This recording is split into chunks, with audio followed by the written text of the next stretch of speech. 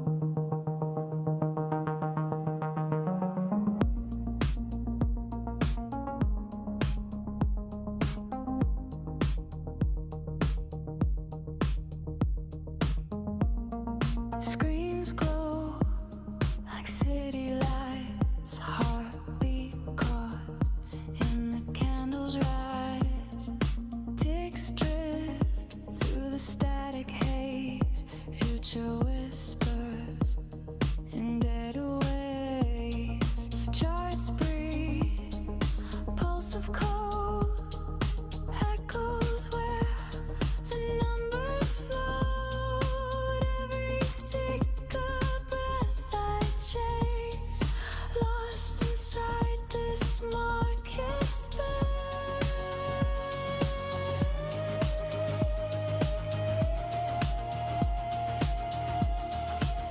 I'm trading futures, trading time, lines of rhythm, dollar signs, in the silence I align, between the noise and the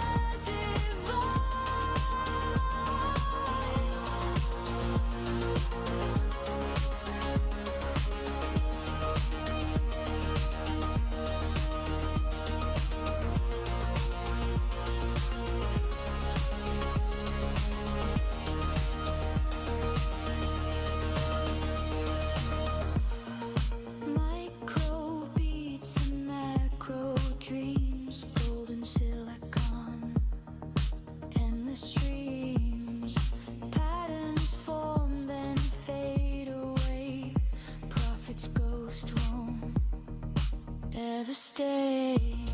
My pulse synced with the candle's flame, fear and calm they sound the same. One more tick, another try, balance on the reason why.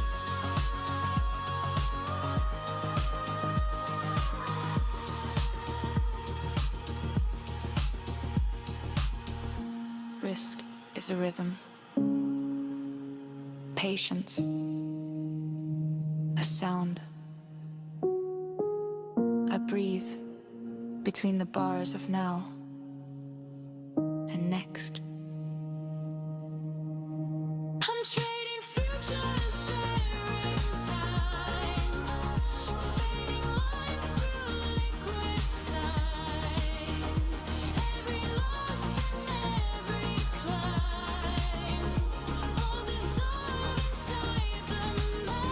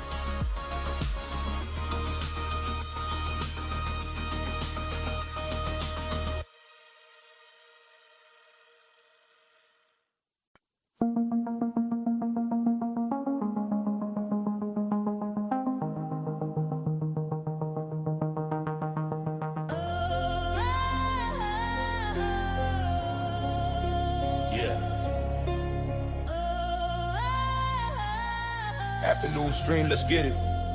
Neon on the mic, yeah. Neon stepping in, yeah. Session wide awake. Night shift laid the ground. Matt set the play. Now it's midday money. Structure on the screen. Neon seeds acting holy, price moving clean. No FOMO type in the channel. We learned that lesson back in 24.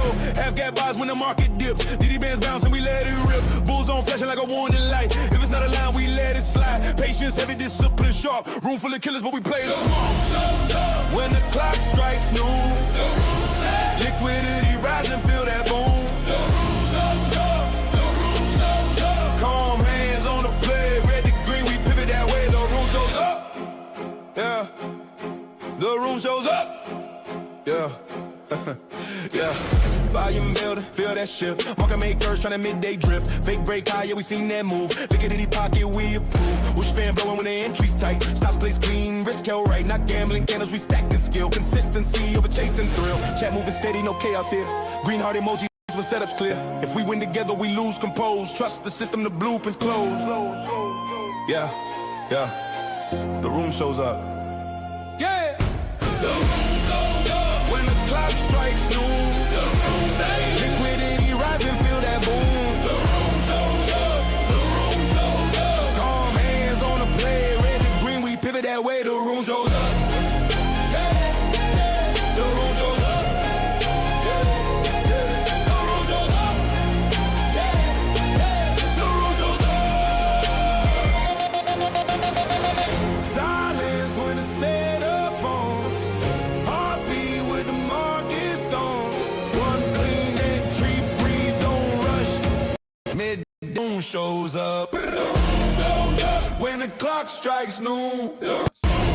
What up, fam?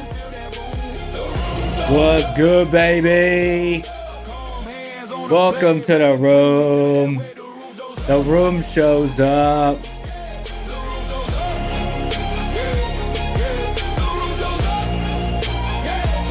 What up, what up, what up?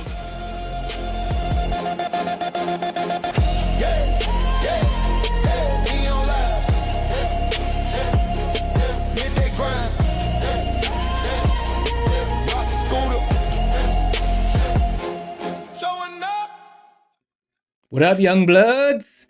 What's good, people? What up, what up? Let's get this closed out. Man, landscapers are outside making a lot of noise right now. It's pretty loud.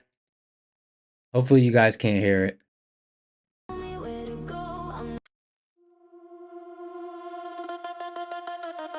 What's up, fam? Welcome to the room. You turn up the volume a little bit.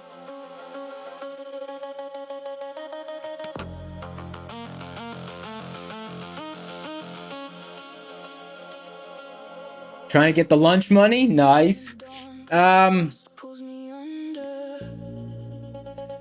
There's only really one spot to trade from today. We just hit it. We didn't really pull deep enough into the zone where I wanted to. It's essentially been a no trade day for me so far.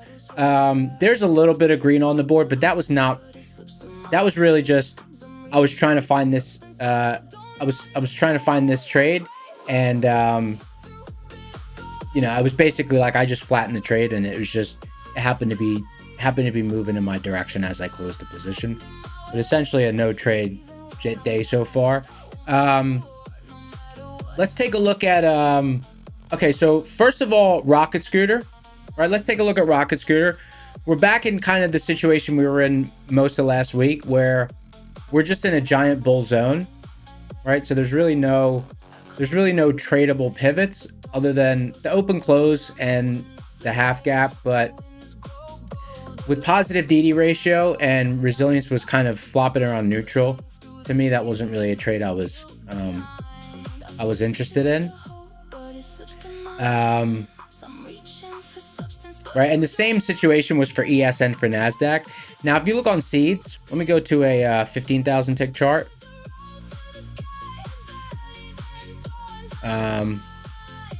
Okay, so on this 15,000 tick chart, you can see we opened, where did we open?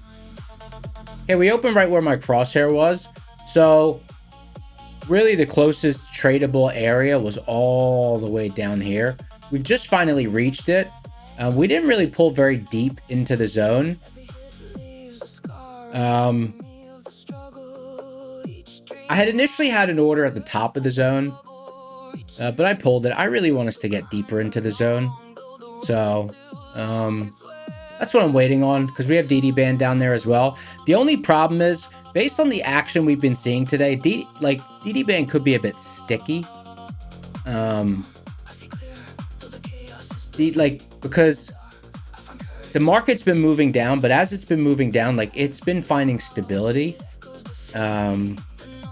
So I don't know. I'm a little bit apprehensive. I'm a little bit concerned that DD band might be a bit sticky. Like, we might get near that area and just start rotating.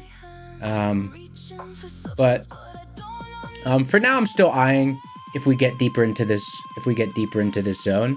I'm still eyeing that, because we'll have hedge pressure support on NASDAQ. We got DD band down there, so we will have some volume support under us. So that's what I'm keeping an eye on right now. Let's see what we got here.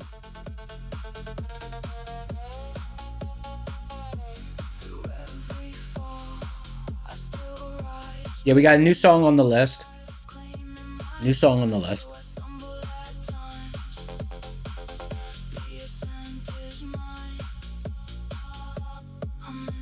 Gabe said, you think longs so used to being DCA in the past couple weeks, they're bound to get squeezed? Yeah, but Gabe, one thing is also the last couple weeks, like, there hasn't been a lot of deep pullbacks. I think this is the first pullback that's had any depth to it. One I mentioned this yesterday, and it's just not part of my it's not part of my daily routine. I wish there was a toggle. I might put it in the feature request in the Discord. I wish there was a toggle to toggle on monthly maps, zone edges to show up on intraday session, because look at this. See right here, see where NASDAQ bottomed out? Right, this is the same as yesterday. Right where NASDAQ bottomed out, that is the monthly maps pivot. Oh, you know what? You won't be able to see it now because the low of day has changed. Oh, look, and even bear zone top. You know, I should have had this mark. Bear zone top 26, 626, 26, 6, 26. Yeah, that's where I had that order. Let's see. It's a waste. I don't know. I really wanted to get deeper into the zone, because it's pretty much would be my only really idea of the session. So I was just hoping to get deeper into the zone. I could have put orders at each level and scaled in, but I was just hoping to get deeper into the zone. I probably should have kept one. I probably should have at least left one on there, but very tricky session with only that one set of pivots, and they're all a little bit far apart for my liking. Like DD band 522, hedge pressure 240, 461. So, you know, just it's kind of a cluster down there, so you don't, it's hard to nail exactly where the pivot's going to be.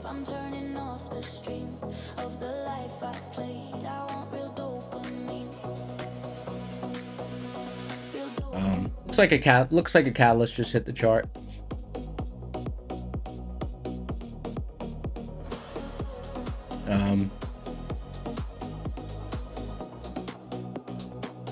Let's see.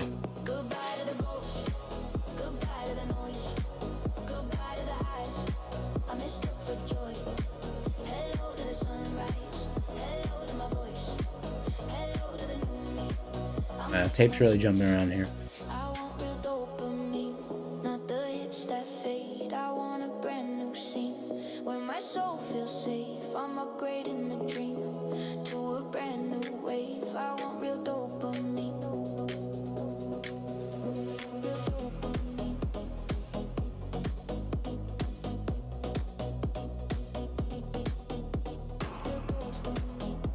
Yeah, squeezing out some shorts here.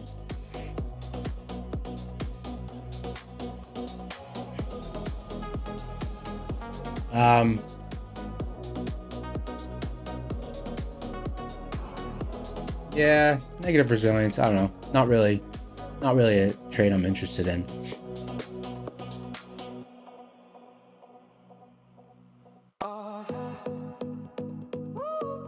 I'd rather see us get back down into that zone. Thought I had it mapped out. Lines drawn like a highway plan. Green candle through my stop loss in 5 insane seconds flat. Jaws say we're going lower. Price says watch me levitate. Every time I fade the crazy comes in twice as Who's been long, who's been short today? What's your guys' bias been? Let's see what we got here for giveaways. But type in chat what side of the market you guys been on. Longs only, both. Short.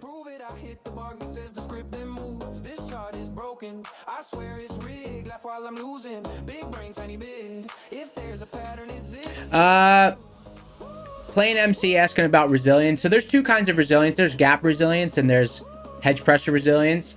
When hedge pressure resilience is below 0, it just indicates that hedge pressure is likely to be resistance. That's what that's indicating.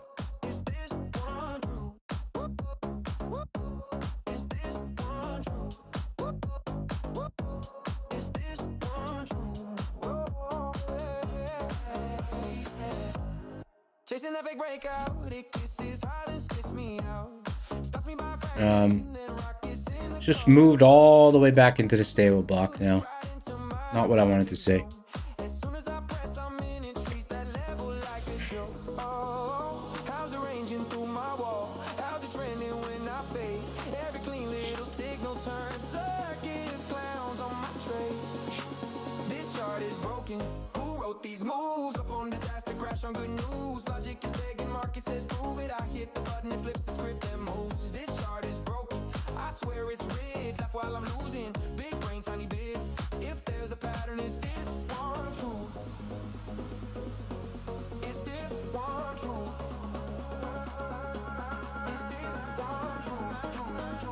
Someone said bear zone top on ES. Let me see. Let me look at the monthly maps.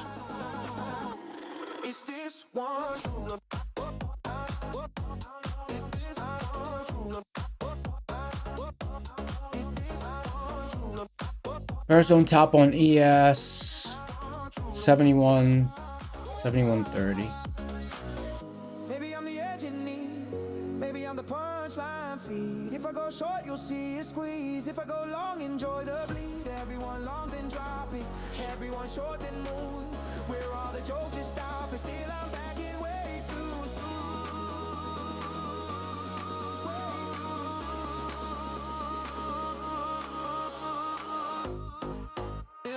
Look at that spike candle.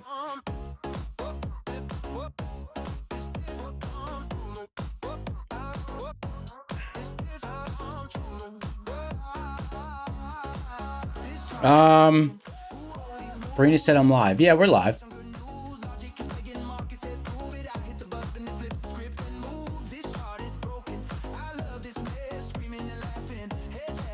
Super whippy here.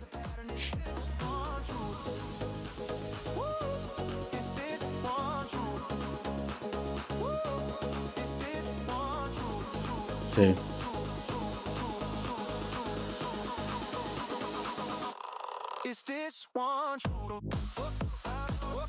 Wick City right here.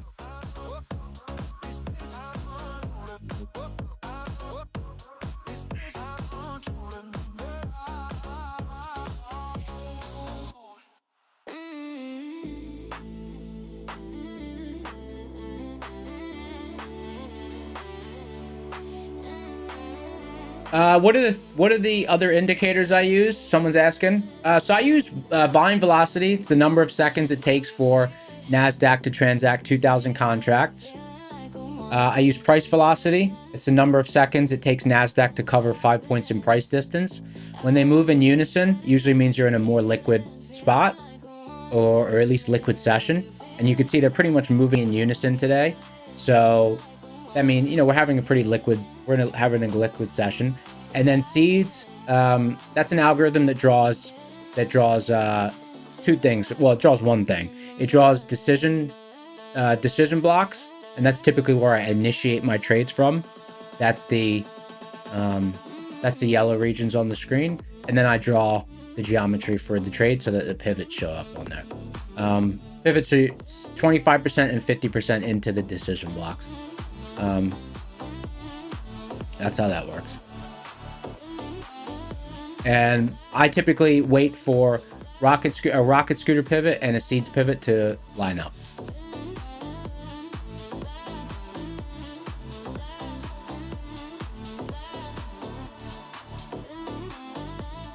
All right, so back in a super liquid spot now.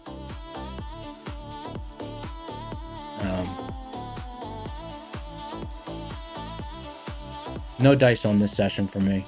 Not yet, anyways. Ransom Baggins asking what other they're on Ninja Trader, and I wrote them in C#. They're on Ninja and I wrote them in C#. Good question, brother. I'm wearing a fresh hat. Those hats I ordered yesterday showed up already. So I got a fresh hat on.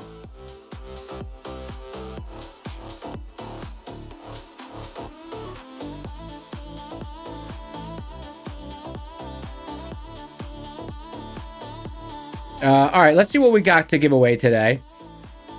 Let's see what we got. We got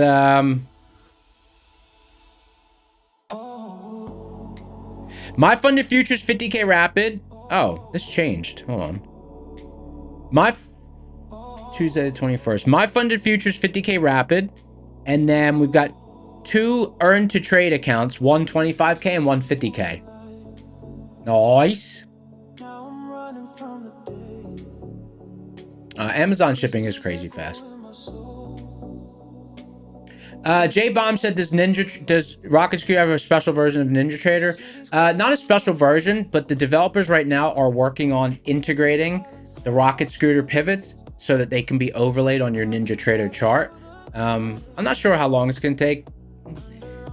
You know, it might be a few months. You know, hopefully by late summer. I don't know the development timeline. The levels part is a pretty easy build out, I'm sure, but the logging in part, that part might, you know, just based on the architecture, I would assume the logging in part is the part that's the most tricky.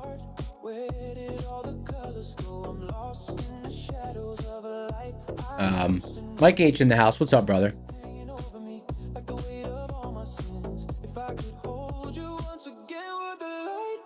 270 people in the house. Guys, smash the like button. Smash the like button. Let's see.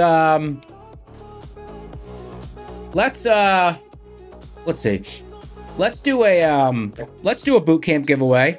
Let's start with a boot camp giveaway. So we'll go to 2BC because we got 3 boot camps to give away. Let me get the giveaway engine started up. Stand by. Oh, look at this. Oh, look, it showed up. Why is it showing up already?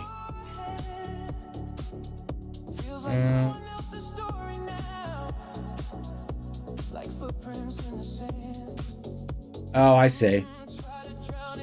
Because I have my other one. Okay. Close window.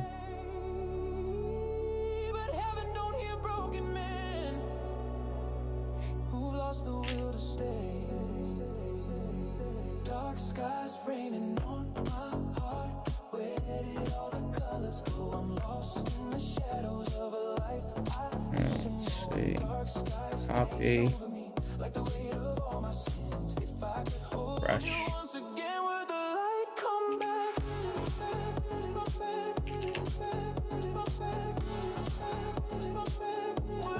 All right, monitoring is live. Type bootcamp in chat if you're interested in the bootcamp.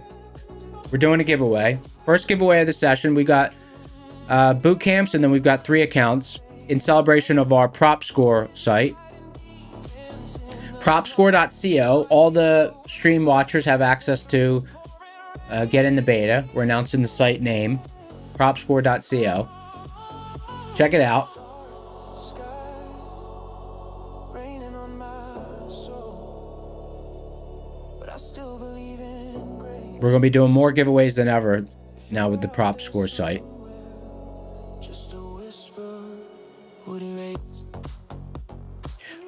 The last thing I wanted to see is us launch back into this stable block.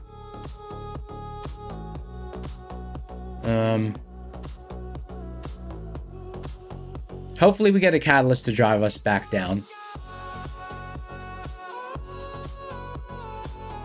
You know, when we were the tape did thin out right here. The tape did thin out right here. But I kind of stuck to my guns, hoping for a deeper pullback into the zone.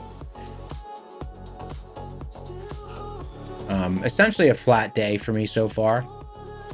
I was just trying to find the entry, and I was flattening the position, and it just happened to all of a sudden move right as I was flattening.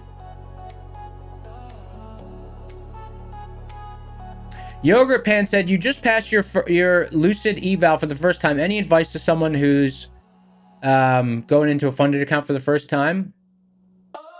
I mean, if you easily pass evals, then obviously just trade the same way. If you don't easily pass evals, then you probably were sized too large. So whatever your daily drawdown is, this is the way. You know, assuming you have positive expectancy and you have decent edge, whatever, let's say it's a $1,500 drawdown on the account. The way I would do it is I would divide by 3, and I'd say, okay, that's how much I can lose in a day. Set your daily loss limit at that in Tradevate, and then, you know, size your trades according to, you know, how you trade. If you're kind of like a one and done kind of trader, maybe you just risk the whole $500 on one trade. If you usually take a few trades a session, you know, maybe you divide that $500 daily loss limit by 2 or 3 or 5, you know, whatever your kind of trading style is. That's what I would say. You know, risk management. We didn't do the drawing for the first boot camp yet, so if you didn't enter, you could still enter. Someone asked about MHP. It's out of bounds, brother. It's almost it's over 1,000 points away. MHP on NASDAQ's over 1,000 points away. It's out of bounds. And on ES, it's over. It's also out of bounds. They're both out of bounds. MHP is out of bounds on both indices.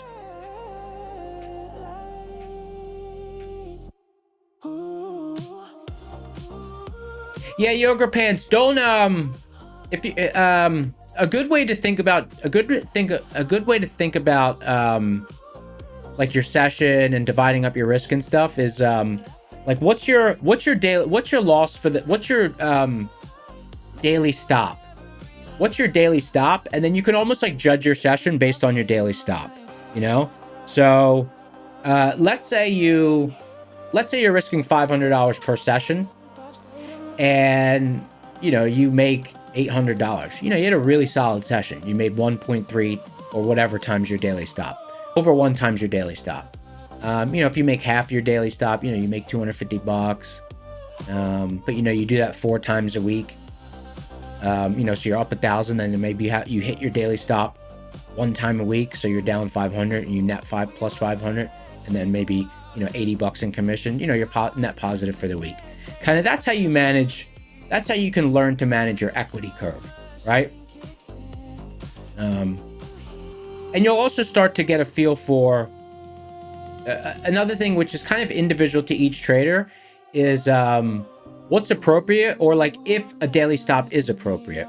You know, like if I typically trade with a pretty good accuracy. So if I start drawing down, I'm probably off my rhythm, or the session's just not really jiving with my strategy. So, you know, I do trade with, you know, like a max amount that I would want to lose in a session, and I kind of size my trades based on, you know, based on that. Salem saying, if you missed, could I talk about the highlighted range and seeds? Yeah, so those are decision blocks. They get algorithmically drawn during every session. There's an algo in the background that monitors. It's basically like the damping effect of price and volume. And then there's a filtering algo that comes up with zones. So that's a zone that's drawn by the algo. It's a very wide zone. Usually they're not quite that deep.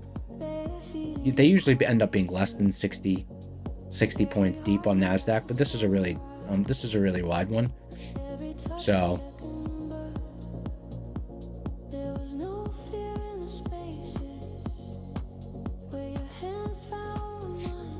MR Trade said, how do I Sailing, yeah, I the geometry of those two pivots, one is 25% into the zone, one's 50% into the zone. Let's see. And the 50% into the zone is my favorite to trade, but depends on the setup.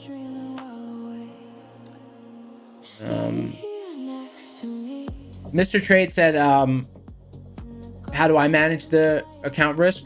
So it's different for the props and a live account. Like a live account, it's just a capital amount.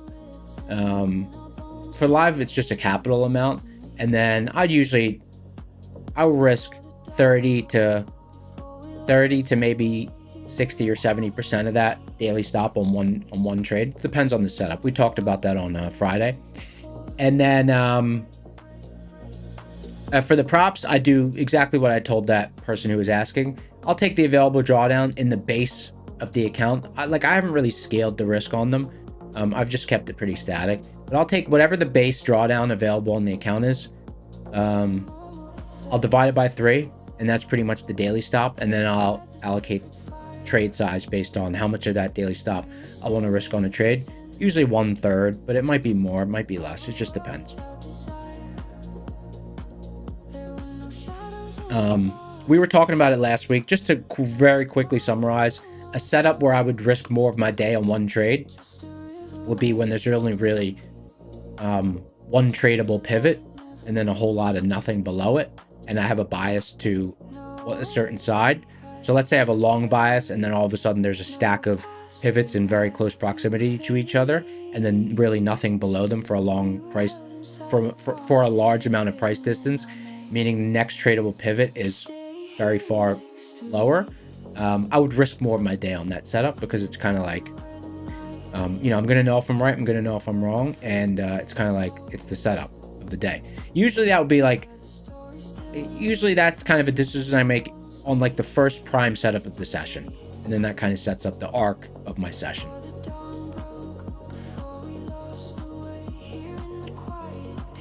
Gamma said, what's the logic on the buy limits for NQ that I have open? So the first one is just 50% into the zone. And then this one's just kind of floating here. Like if I all of a sudden start to see what I want to see here, I would move this one up and just drag it and jump into the trade. I kind of just have it sitting there, but they're just there because if all of a sudden we get a sudden spike down into that level, especially the first order, I at least want to get something on at that pivot. But if we're kind of creeping towards it, I'm not opposed to moving those orders around.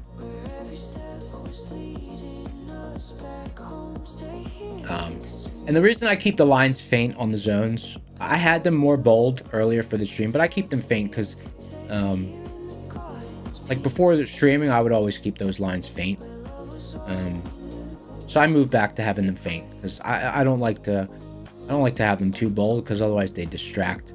Like I just need to know approximately where the line is. The zone is arbitrary. The zone's not arbitrary. The zone's not arbitrary. The zone's algorithmically drawn. It's not arbitrary. My entire the zones are algorithmically drawn, so therefore like there's a logic behind drawing of the zones, and then the drawing of the pivots, those are logically drawn following the zone creation. Like those are pivots that typically have really solid reactions. Like, you know, about 70% of the time. So, mainly the mid pivot. But I exercise discretion around them. But before discovering Rocket Scooter, that was all I used. And I did well.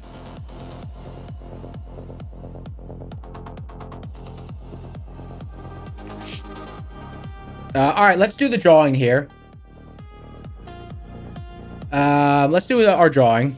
Sorry, I got sidetracked, but we had great questions, so it's not bad to get sidetracked on great questions. Everyone had good questions. Gamma, Mr. Trades, Salen, who else? Yogurt Pants. Thank you for the questions, guys. Great questions. All right, let's go ahead and bring up the giveaway engine.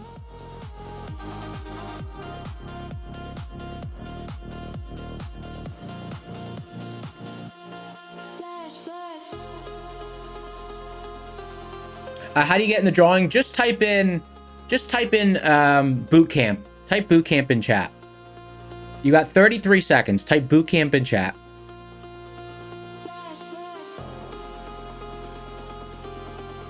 $300 people in the house. We're giving away 3 prop accounts and a boot camp.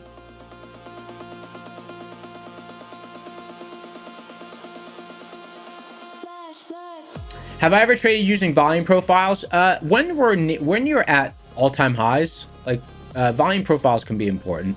Like I don't know if it was Friday session or like if you're at all-time highs, I'll take a peek at volume profile because there's nothing else up there, right? You're in uncharted territory.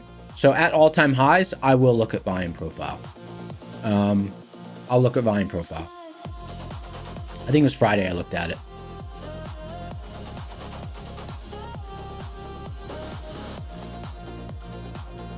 Because volume profile is a liquidity-based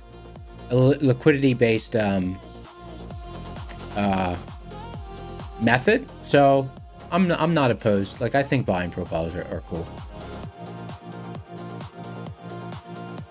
All right, here we go. 20 seconds. This one's for a boot camp, brother. Boot camp.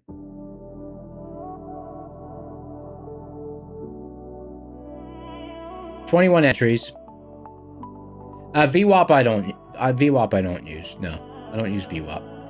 7, 6, 5, 4, 3, 2, 1. Pick a winner. Gabe. Never seen Gabe's name pop up. Gabe typed boot camp in chat. He actually typed the word boot camp in chat, but the because the message contained boot camp, it entered him. I know Gabe doesn't want it because he's already a member. All right, we'll respin here. Here we go. 7, 6, 5, 4, 3, 2, 1. Pick a winner.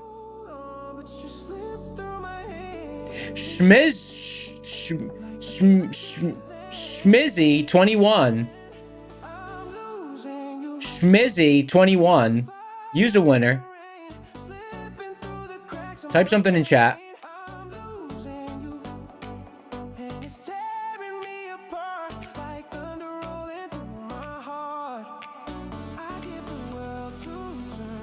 Schmizzy, congratulations. Okay, click the link in the description for the Discord. It's the Prop Score Discord.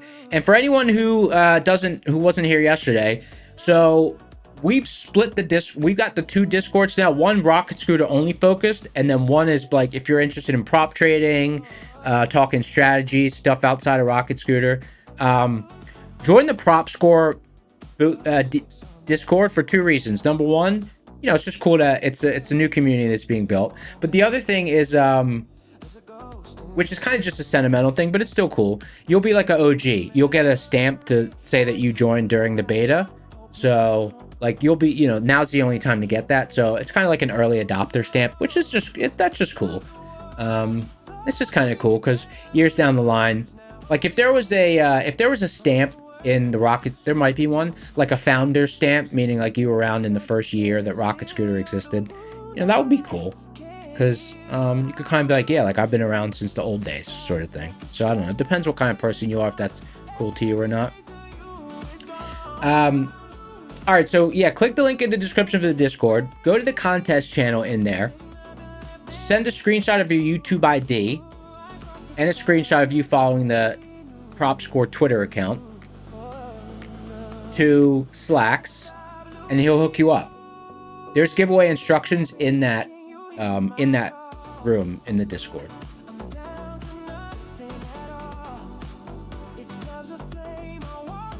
Mike H said, nothing beats a pride like a Beta Boys tramp stamp.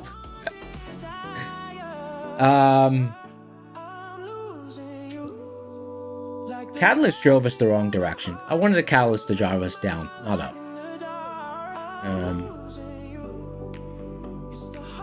Very, not really any level interaction for me this session. Obviously we tapped the top of that zone. Yeah, I wanted deeper into the zone.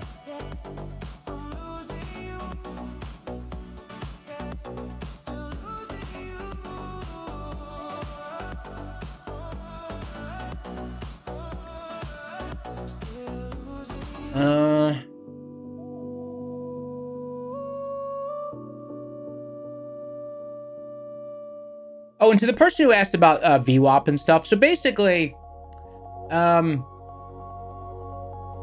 like I think, like when you're trading, you kind of reach a point where like your edge kind of peaks out, you know. Like if you have solid stats, your job is really just to sustain them.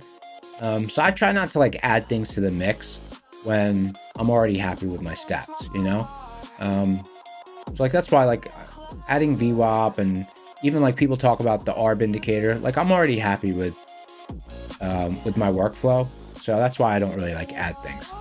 I'm very critical about adding things, but I'm not totally opposed to it, because I do know like adding Rocket Scooter to my workflow, it had a significant impact. Like I picked up a few percentage points on accuracy, and it helps me frame the session a lot, because I'll be like, oh, you know, we've got this giant stable block on seeds. The closest zone is really far away, and then like some, you know, like today I looked at Rocket Scooter, I'm like, well, they're both telling the same exact story for the session, so that gives me more confidence in being like, hey, this could be unpredictable action, and it could just be rotation and just, you know, people getting chopped up. No real easy trades based on my strategy, except for if we get down into a pivot, in this case DD band and that seed zone. So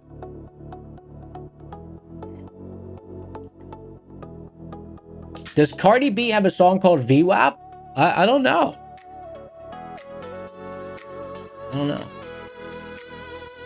I've been running to you all day long, chasing dreams, but it don't feel strong.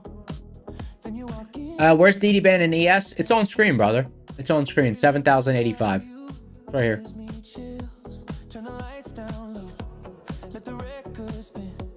Let the magic pull us in again.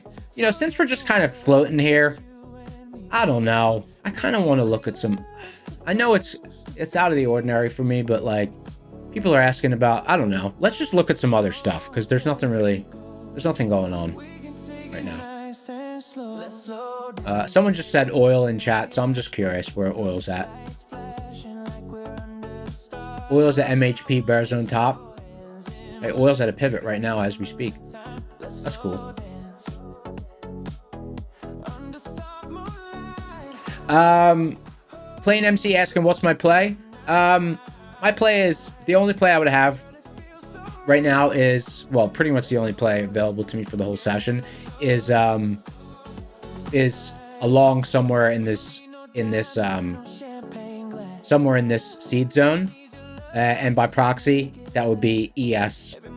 Like when we're trading deeper into this zone, we would also be by proxy trading near DD band on ES, and somewhat near DD band on on NASDAQ. But unfortunately, this probably wouldn't be a super sharp play. So I don't know. I'd have to read the action and see, do I want to kind of just scalp the initial reaction, or do I want to maybe hold it longer? Just overall,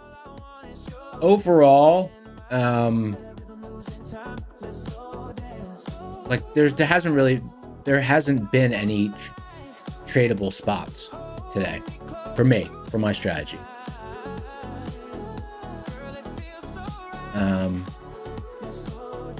Now, when we were down here,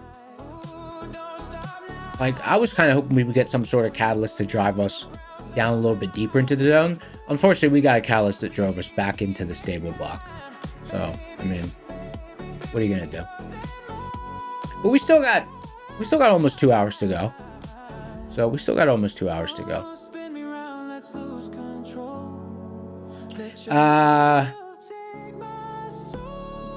Okay, what else? Let's look at earnings season starting. Let's look at GLD. Why not?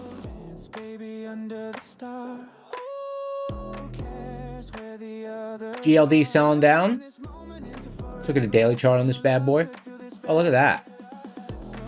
GLD off the highs, huh?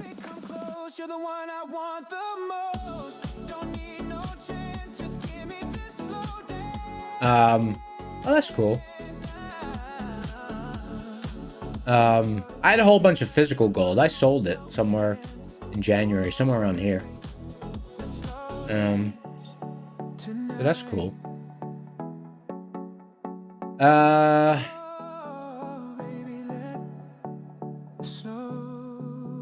What else do we want to look at? Anyone want to look at anything else?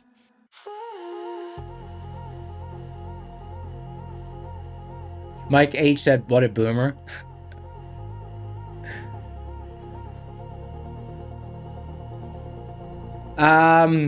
Mr. Trade said, "Do I think 1RR is a good idea? You want to test it?" Mr. Trades, I'm assuming, but I just want to make sure before I go into a whole explanation about this. Are you talking about risk reward, brother? Let me know.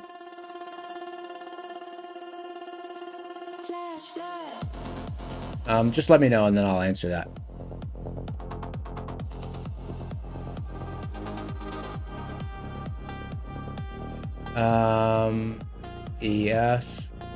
Yes. Okay, Mr. Trade's asking about risk reward. Okay.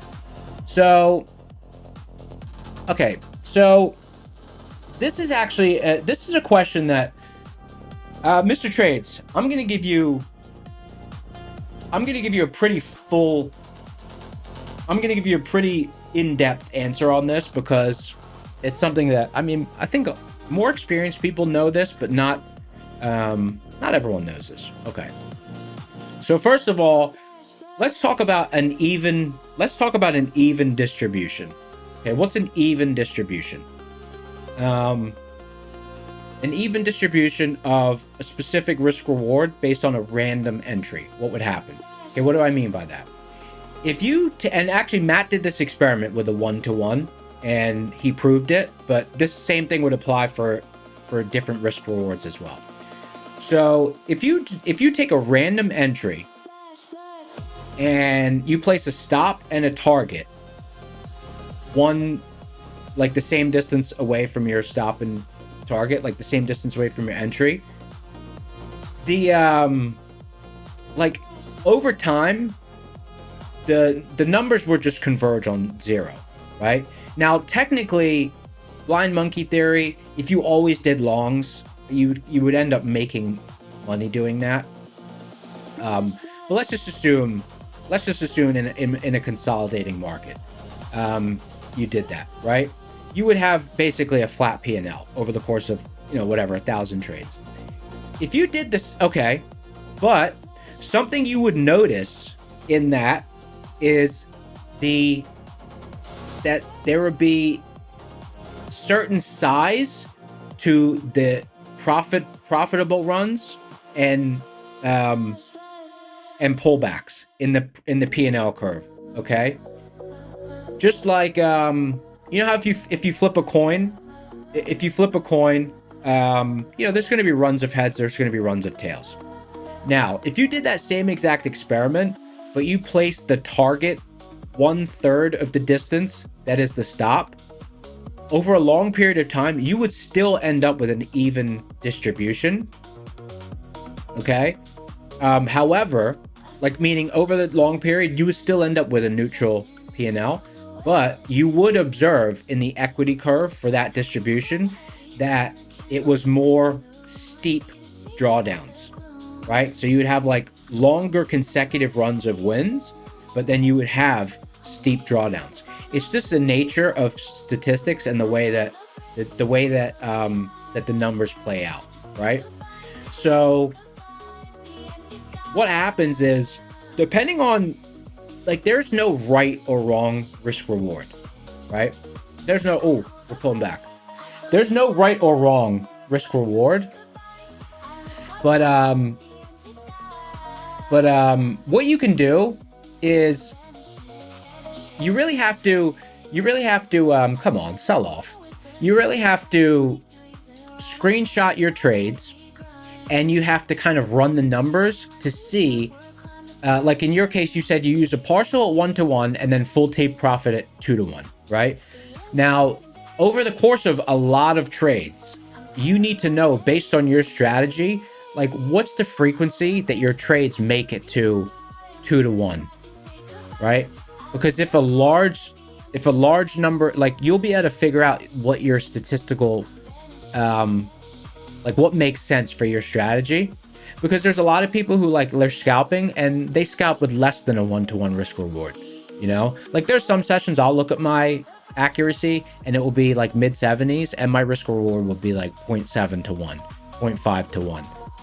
And there's still green sessions, you know, because it kind of depends on the session. Like, I feel out those exits, but the core that you need to understand is that larger risk reward will have greater sequential losers, and it will have a more volatile P&L curve. It's just the nature of statistics, right? So number one, you need to understand that. And then number two, you need to look at a large sample set of your trades, and you need to know how often does it get to 2-to-1.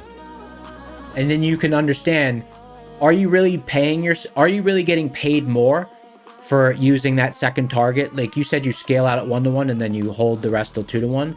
You can find out over a large sample set of trades if it really pays, or if you're just giving yourself more to manage and not really profiting from it. Okay, that's number one. And then number two, it will help you also like adjust your strategy, or just adjust your style to find an entry method that works with like the way you like to manage your equity curve, right? Because some people in a trend following system, like, they have a lot of losers, but then when they have their win, like, they have low accuracy, but then when the market's trending, they have like huge winning days, right? So it just depends on the strategy. And then Mr. Trades, you said you can't hold, this is your problem. So if you have a problem holding the trade, then, I mean, try 1-to-1. Try 1-to-1. Like, if you trade with a 1-to-1, but you have a 65% accuracy, I mean, you'll be crushing it. So give it a try, because like, how often do your trades, and you should know this, you should be screenshotting your trades or putting them in an Excel sheet or something. How often do your trades make it to the first target 1-to-1 and then stop you out, or make it to 1-to-1 and then make it to 2-to-1? So you got to know the numbers to really know what will work best for your strategy. But typically, if you're trading levels with edge, 1-to-1 is gonna end up with positive expectancy.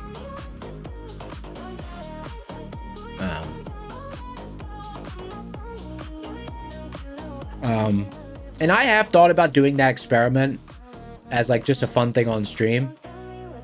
It wouldn't be random. I wouldn't call it trading.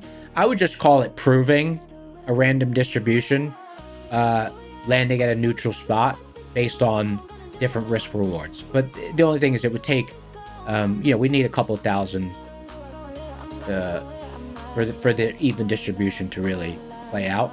But you would see that they would converge around 0. And Matt did that experiment with a 1-to-1, having ChatGPT tell him when to get in trades, and this P&L just rotated around 0, right?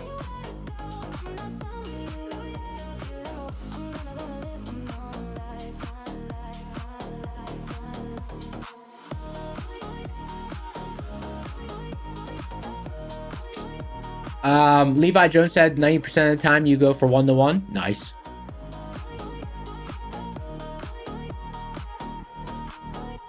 I mean, I'll trim trades. I trim trades at less than 1-to-1 sometimes. It just depends on the trade, on the setup. As Zan said, am I in a trade? No, waiting for a nice deep pullback. Waiting for a nice deep pullback.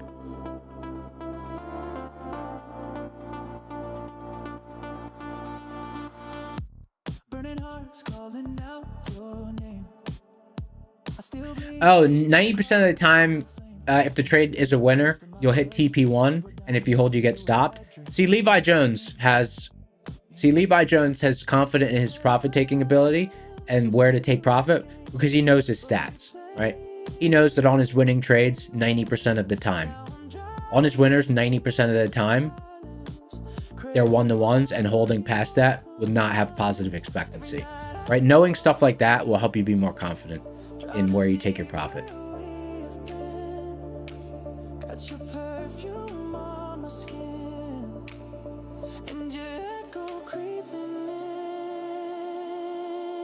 After midnight, I still see your face in the review and the smoke and the bass.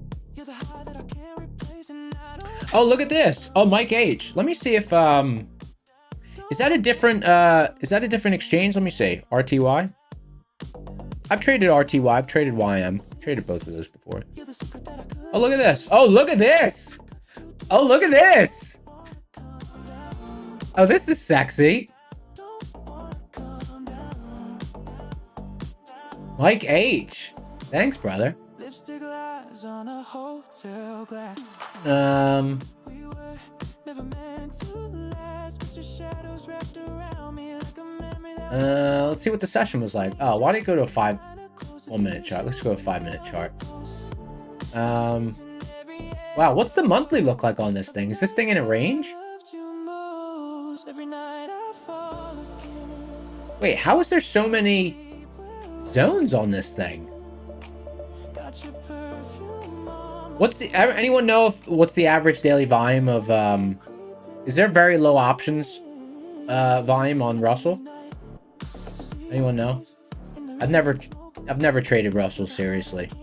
I really only traded it like in my discovery years when I was like, you know, I was testing YM, I was testing NASDAQ, I was testing oil.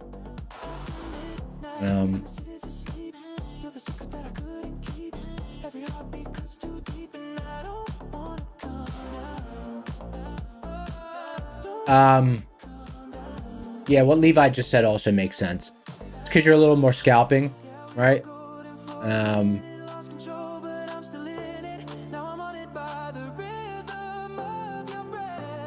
Let's check out YM. I don't know if YM's on the same exchange as well. Please show up. Come on. Nice. No zones. No zones? Nothing? What? There's no options on what? So I type in DJI? How does DJI not have isn't it DJI? No.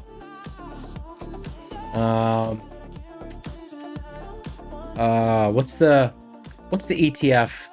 What's the ETF? Oh, it's DIA. Thank you. DIA. Thanks, brothers. DIA. Appreciate that.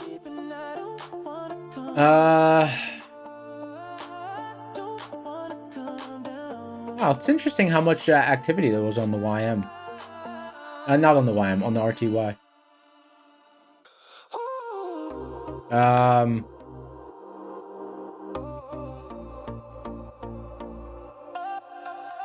What's the R2K? No, what's the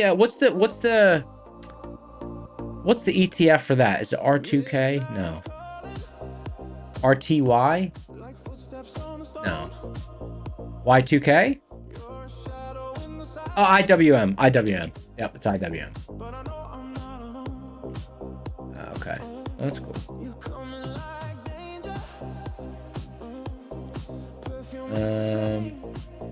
I don't think I can get oil on this data connection. No.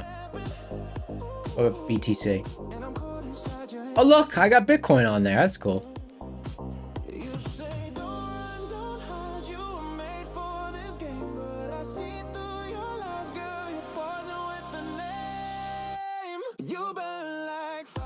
The 68K held pretty strong on Bitcoin, huh?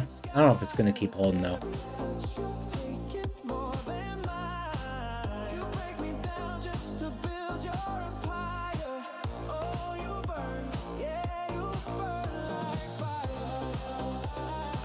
That Russell, why does this always, it's got this bug. It doesn't fully retract after I open it and close it a couple of times. I'll just make the window bigger. There we go. Anyways, yeah, look at this, a lot of zones there. But, I don't know, the reactions aren't quite as sharp. Although for DCAs, these would have been good setups.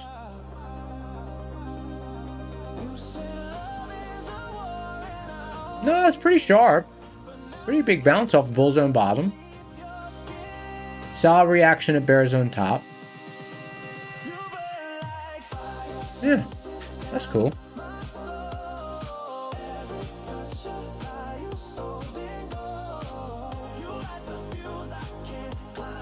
Yeah, for 1-to-1 risk reward, win rate will be higher. Usually over the course of a year on 1-to-1 risk reward, you probably end up somewhere between like 63 and 71, 72%. Like a really good year, you'd probably have 70, 71%. And like a normal year, you'd probably be like 64 to 66%. Like if you have really solid edge, your numbers probably end up around there.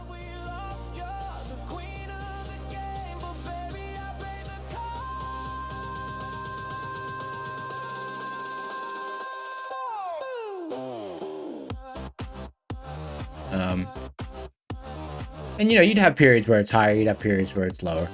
But over the course of a whole year, you'd probably land around those there. Yeah, see, Levi Jones trades with a 1-to-1 is 66% over 720 trades. It just usually ends up like that. And that would be like really solid edge, you know. That means whatever you're doing is works really well for you.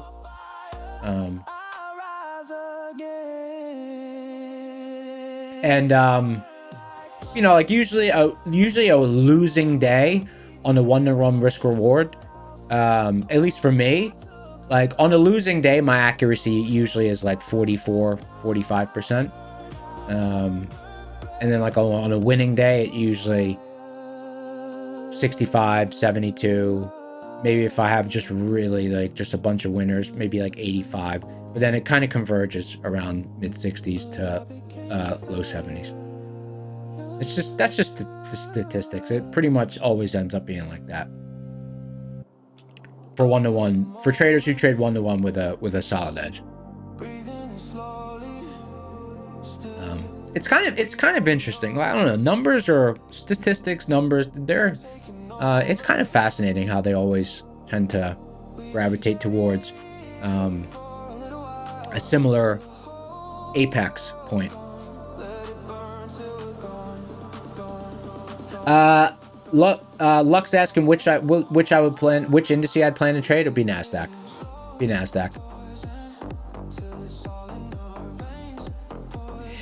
Candle Scalper asked, and guys, we're gonna do our first giveaway in 20 minutes. Candle Scalper asked, what does DD stand for and how do you calculate the DD value? So DD band, the actual name assigned to it, it's kind of just, it was a code name that was used in development. But it just ended up being referred to so often that by the time the development of the calculation and the indicator was done, people in the community were so used to calling it DD band. But the DD band means doomsday band, right? But it's not a doomsday. It's just, that's just where that was just the code word that it had during its development, and they just stuck with that. Hold on, I just dropped my pen. So it stands for doomsday, but it's DD band. And how's it calculated? So it's calculated as first, it's calculated as one risk interval. Risk interval is a price distance. I'll explain what that is. But it's calculated as one risk interval up from yesterday's close and one risk interval down from yesterday's close. And what is the... Sorry, my focus is going off. What is the risk interval? Hello? What is the risk interval? Let me just reset my camera here. Stand by.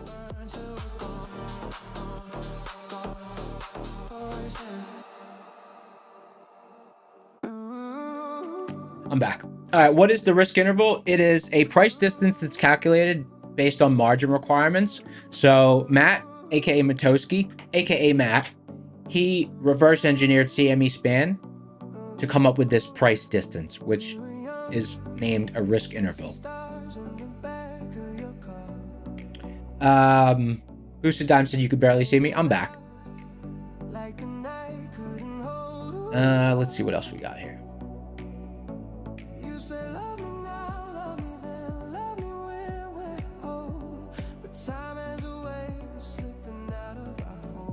When I traded, Gabe said I got brush up on the tickers. When I traded equities, I used to know pretty much all of them. Not pretty much all, you know, like all these different ETF ones. I knew all the, you know, I mean, obviously I know Tesla, TSLA, Nvidia, NVDA, Apple, AAPL, Amazon, AMZN. You know, we all know this one. AMD, Intel, INTC. Marathon Oil, MRO, you know, MicroStrategy, MSTR, but everyone knows those ones. What else? What else are some of the greatest hits? Alibaba, BABA, no. Palantir, PLTR, isn't it? PLTR, AVGO. GME, GameStop, yeah.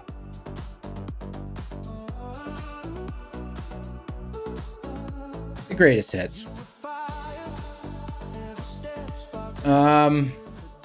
Is there any speeches or anything this afternoon? We could really use a catalyst to move this chart.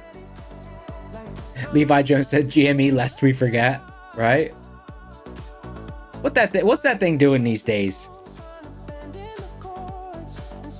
I feel so many people like there was like a whole craze around those stocks back in 2020. Is it 2020?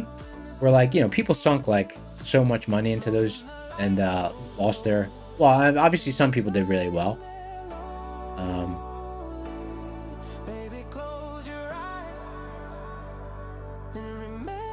Wow, look at the weekly chart on NASDAQ. Look at that beast.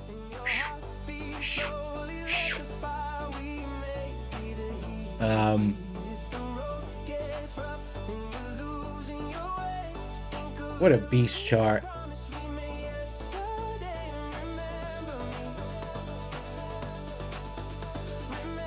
There's no bottom wick yet, huh?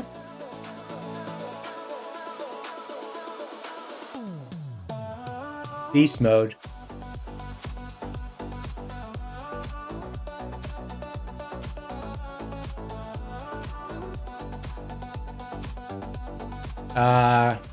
Remember Beyond Meat, BYND? BYND, that was a fun one back in the day. Tilray, TLRY. Would you just look at it? Just look at it. Look at it. Yeah, would you just look at it? Does anyone know where that's from? It's that YouTube guy. What's his name? Ed Bassmaster?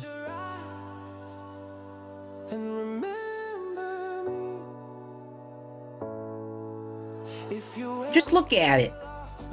Psst. Psst. I'm waiting for a call from Verizon.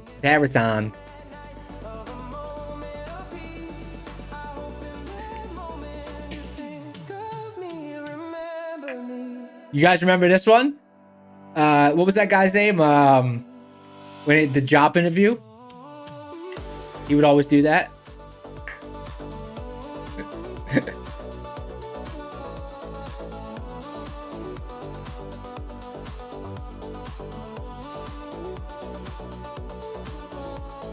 BYND got sent to the beyond. I haven't looked at BYND's chart in years. Let's see. Wow, look at that. It's at $1. That's funny.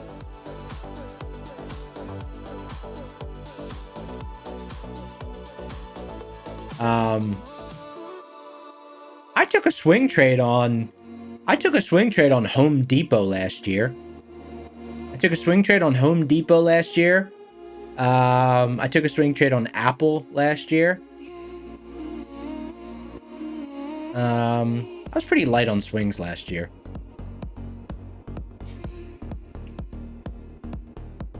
Look at Peloton. Oh God, people got smoked on that in people got smoked on that in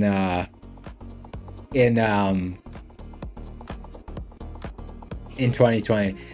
I'm not proud of it, but like there was this family friend, and he was like texting me about trading stuff in 2020s, and he was like texting me his options positions, and they were like so bad that I just had to I had to block his number. I was like, I can't be associated with this guy. That's a true story. He would constantly text me, be like, what do you think about this stock? What do you think about this stock? And he'd be like, this is what I have. He's like, I've got a put expiring on this day and this and that. And I was like, dude, it's like, this is, you know, this is an insult to the craft, you know? I say, so what are we waiting for? Waiting for a very sharp pullback.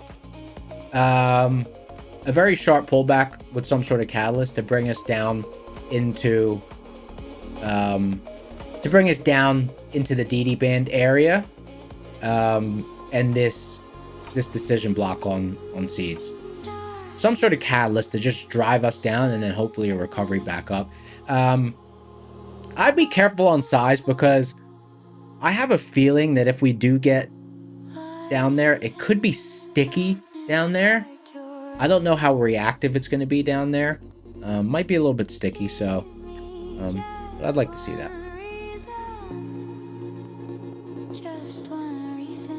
Enze said, does it usually bounce on DD band? I mean, statistically, it should close above DD band.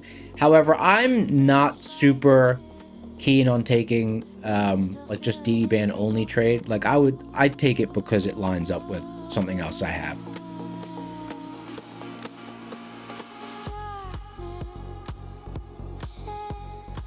Did I see ticker? No, I didn't see this. Let's see. CAR. It looks like it's at the top of its range. I don't know. Is this Carvana? Is CAR Carvana? I don't know. Is that Carvana, guys? I don't know. Or is Carvana CVNA? Is CVNA Carvana? Let's see. What's Carvana? Carvana stock. CVNA? Yeah, it's CVNA. I don't even know how I knew that.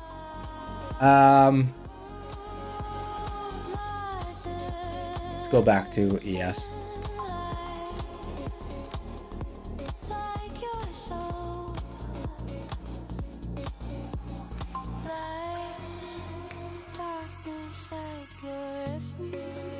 MHP's out of bounds on both indices.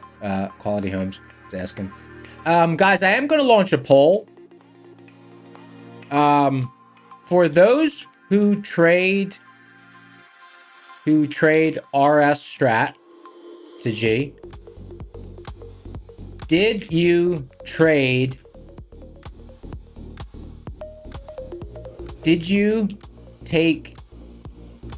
trades around open, close, half gap, or stay flat today?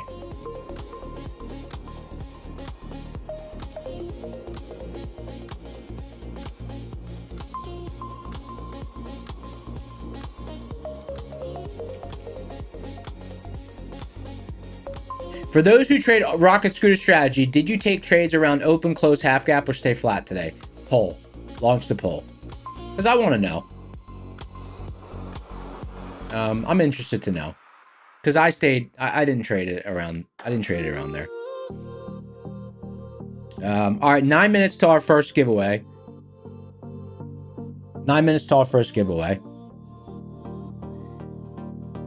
Let's see.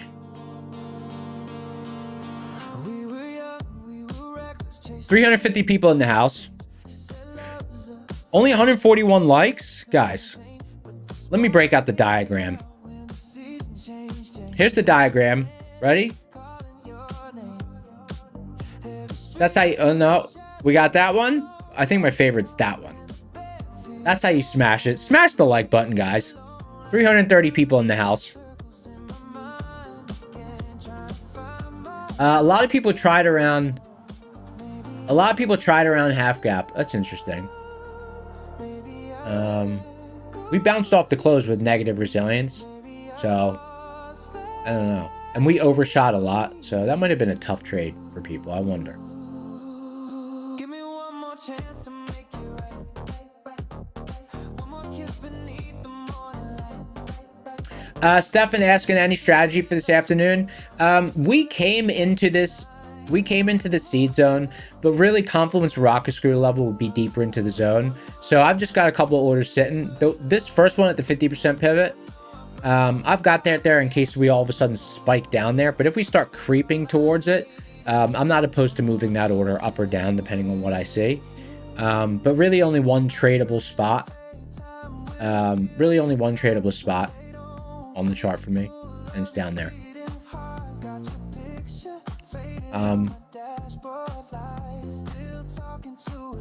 Really just one quick attempt at the level down here. I wanted it lower. Forbidden Shenanigans said, "You pity the fool who doesn't touch the like button." Me too. I'm gonna have sushi.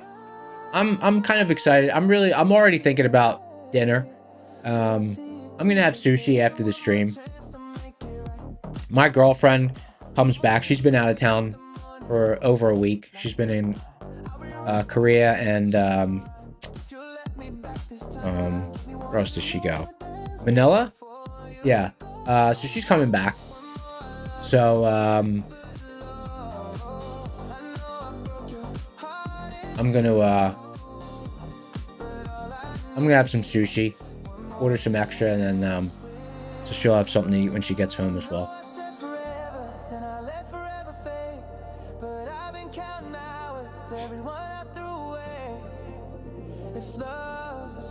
Stefano said, "If it hits my mark, I'm bullish." Yeah, I'm bullish. I don't know if it will recover all the way back into the stable block. I would just want to at least scalp in an initial reaction down there. I do feel like I kind of missed an opportunity here, but it's like because the tape started to thin out down here, and I thought about putting the position on, but because of the size of the zone, what can happen a lot of times is like all of a sudden I'll get a sudden whip down, and it would have just been hard to manage risk there. So like hindsight is 2020. Over the course of the entire year, when this setup is presented to me, if I trade it that way and it's difficult to manage risk when the zone is very large, you know, I would probably end up net neutral. So it's really just wasn't worth the risk.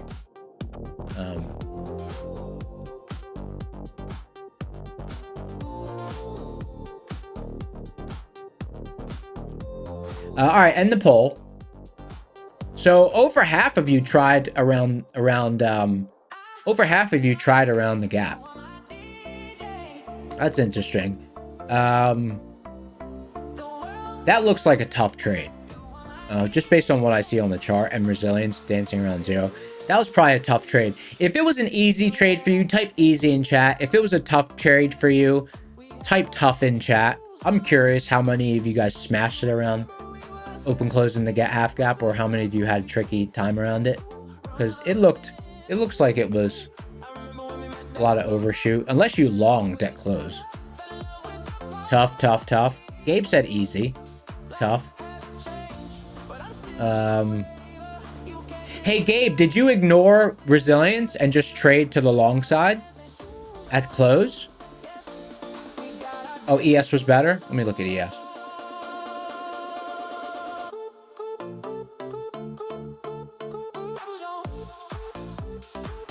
Oh, Gabe, you traded on a news candle? I see. Yeah, I guess resilience was neutral. So if you had a long bias, like some people will trade in the direction of their bias if resilience is at neutral. I'll do that sometimes. So it looks like 66% tough, 33% found it easy. That makes sense. All right, guys, let's get some suggestions for the code word. It's giveaway time. Can you hit the like button?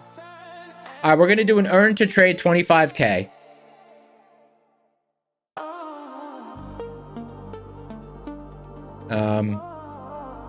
Earn to trade 25K.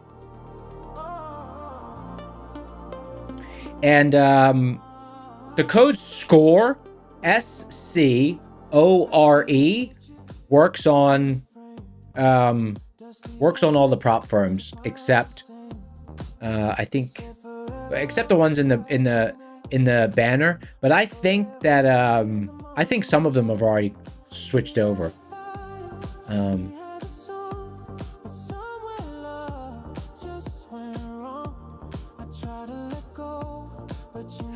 Louis Verse, I want to use look at it, but I don't know if because of the last 3 letters of that, I don't know if YouTube might think it's something inappropriate.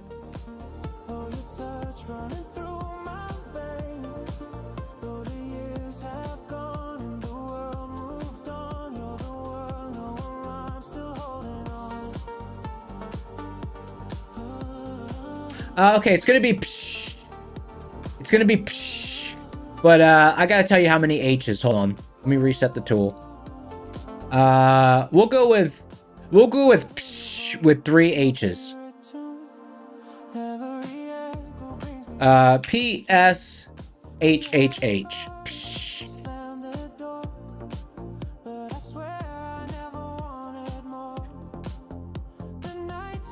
Did you get filled?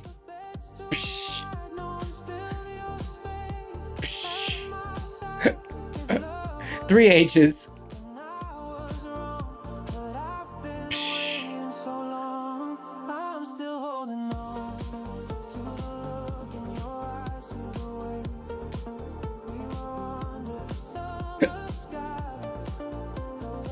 Hey, I wonder if because I think the tool is for contains.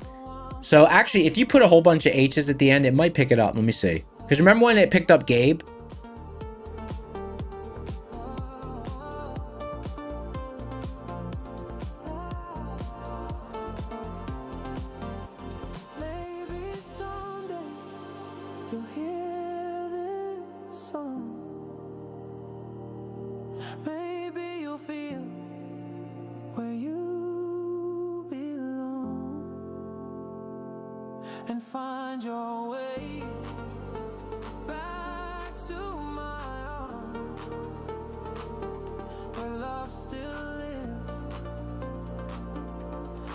All right, 130 entries. Let's get a catalyst to drive us down. Come on now. We're going in the right direction.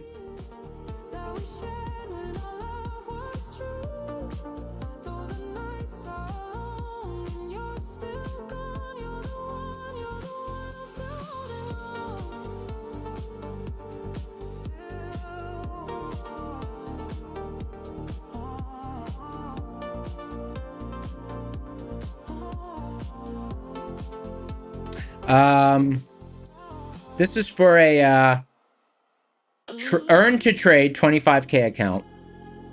We brought this up yesterday.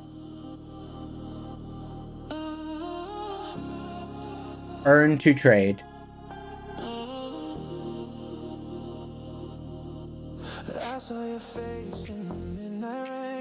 Earn to trade. Let's see. my soul. Now I'm just ashes in the cold. Every night Trader career path. I call your name. Trader career path 25K. 1750 profit target, $1,500 drawdown, 550 daily loss. The only thing on the daily loss on these, you have to you should set a loss on trade evade, just because if you hit it, the account breaches. I don't know. That's, at least that's the way it seems to read. It seemed to read that way to me.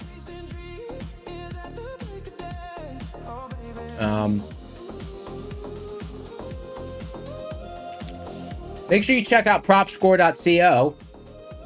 That's our new prop score ranking site. So it assigns a numerical value called prop score. It's basically like a credit score for the prop. Now, like there's multiple ways you can use it. Like the scores are broken down into different, the scores are broken down into the overall score, the simplicity score, right? How hard is the account to pass based on the rules? There's a whole equation that goes into coming up the number. The ROI, possible return for what you put in, drawdown per price, and then the price per time in market, right? How fast it might take you to get the payout. So if you find like there's too much like you can really dig in and you can really look at the whole overall parameters of it, right? There's a diagram for each account. Like you can really look into the parameters.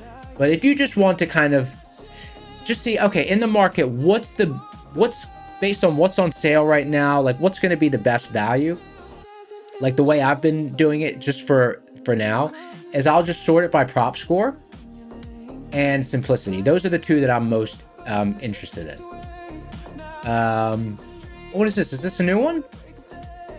Funded seat. Look at this one. This one scores really high. Funded seat. It scores very high in what was that? Simplicity? Oh wow, look how high it scores in simplicity. It's higher than wow, it's higher than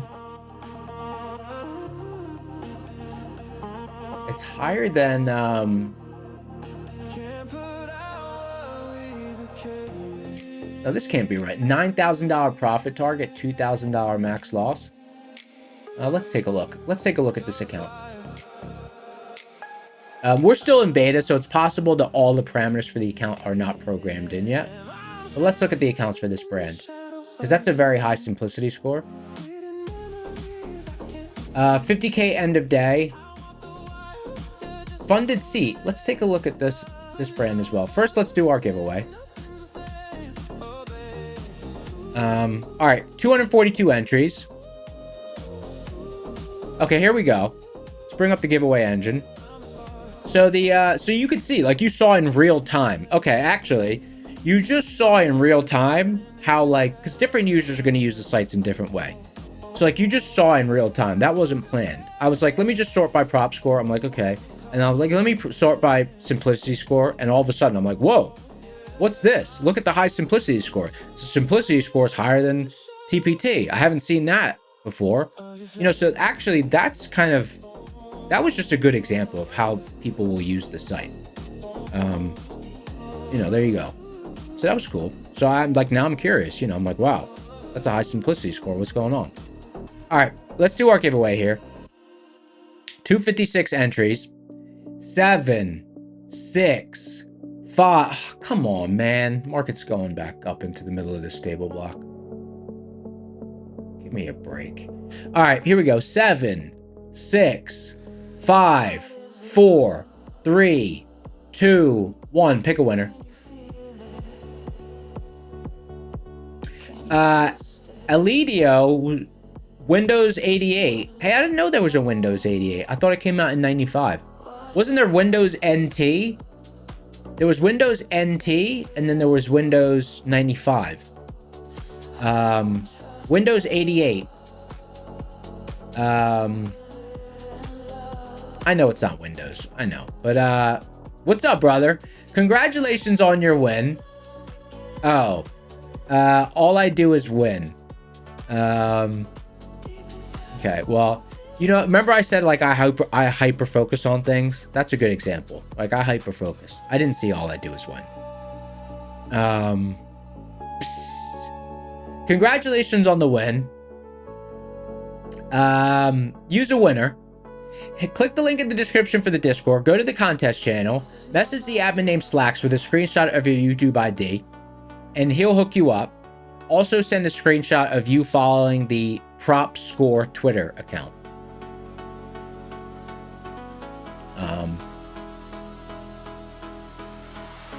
I mean, if there's a place on the chart to short from, to me it is 26715, but it's the middle of a stable block. To me, it's just it could rotate there for a while. Jose said it's why you're here. All good. Yeah, I appreciate it, guys. My brain wiring coming out completely there. Very telling. It's not a love song. What is love? On the spectrum, not mad at it. All right, here we go. So let's Boosted Dime said, how's the hair looking today? Let's see. It's kind of, I don't know. Like I got it. If I cut it and do it and everything, but it's pretty, like, I don't know. It's getting sparse. But it'll get more dense. Boosted Dime said, hat back on, please. What if I do that? What if I do this?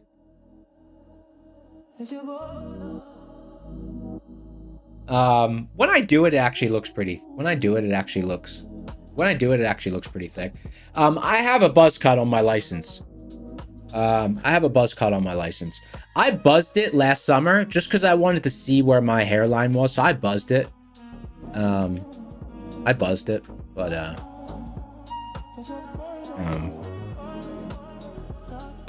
oh, did I do the drawing? Yeah, I did the drawing. I did the drawing.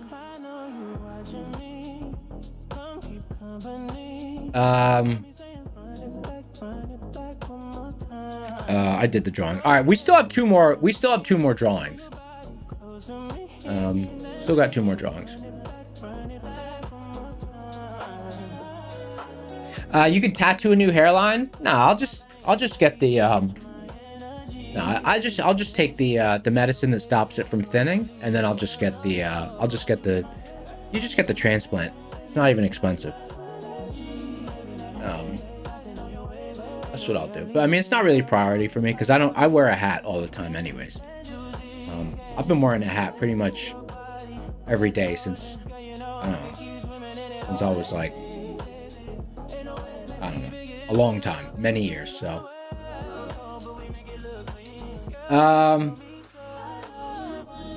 oh, Matt's in chat. Look, Matt said he started taking however you say that in his 20s and it helped. Yeah. So I'll take the medicine. It'll stop it from thinning anymore. And then once it stabilizes, I'll just get the surgery. It's not even, it's like 30, I think it's like 30 grand, 40 grand, something like that. It might even be less than that. And then I'll be, so two people who have thick hair that had that done? Jeremy Piven from Entourage. Like, that dude is a stud. Look at him from before Entourage, like when he was in I think was he in Mask?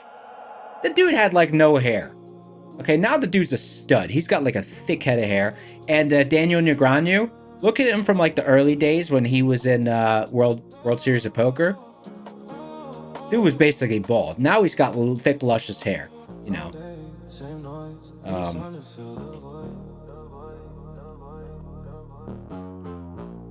No side effects, yeah. Piven was bald, right? Wait, what was PCU? PCU.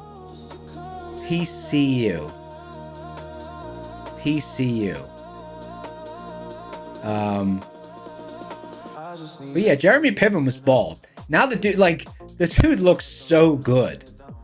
I mean, he has amazing hair, Jeremy Piven.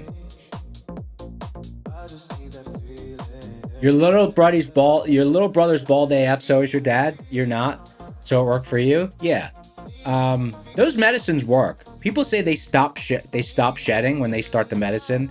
People say they stop shedding in like 2 weeks. Yeah, and with modern technology, the transplant's not pricey anymore either.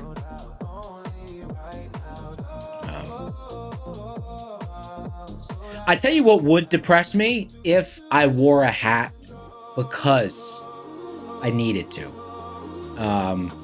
That would bother me. But it's not like, oh, you know, I'm old, let me wear a hat. At least it's not like that. When I was in high school, you know, I thought I was like Eminem or whoever, you know. I would always like, it was always the hood up with the hat. You know what I mean? That was the look. Yo, what's up?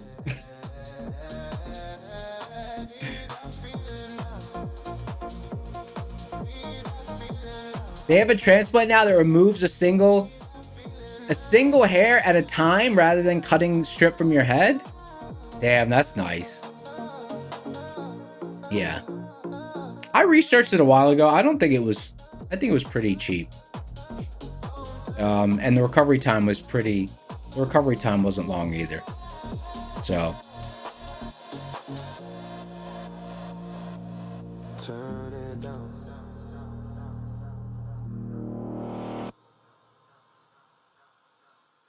Oh yeah. Waiting for a break, stuck in the range.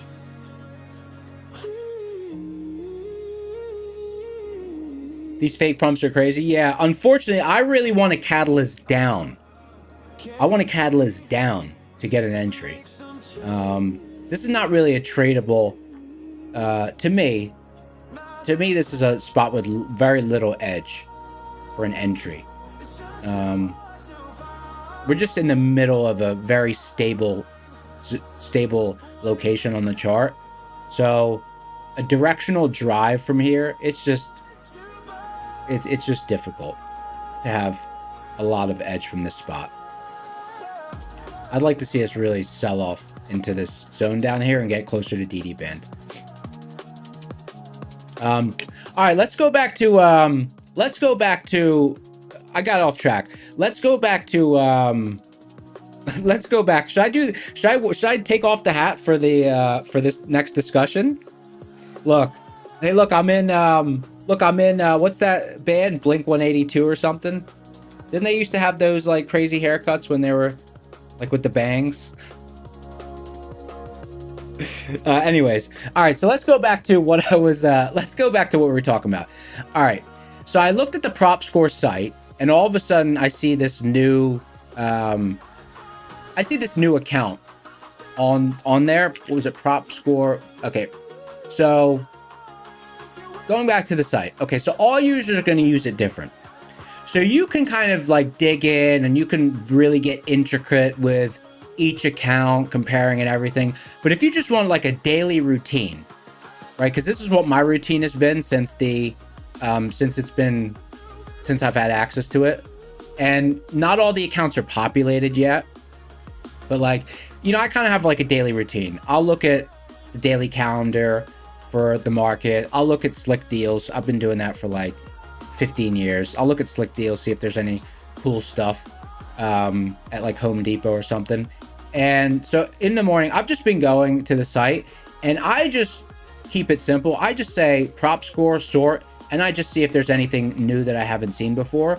So like today I did simplicity. I do prop score and I do simplicity. Those are the two that I do my sort by. And I say, oh, funded seat. I hadn't seen them before. So they got a simplicity score higher than TPT right now. Now, I don't know if this is because the account has just been added and maybe not the data's added yet, because that's a really high simplicity score. So I'm going to go to funded seat. And I'm going to see what's going on with that account because I'm really interested now. And you can launch it directly from the site as well. Funded seat. You can go to buy now. It'll list all the accounts. And then I'll sort by simplicity. And then I'll go to buy. And then it'll take you to the site. So let's see why the simplicity on that is so high. It's a 50K end of day,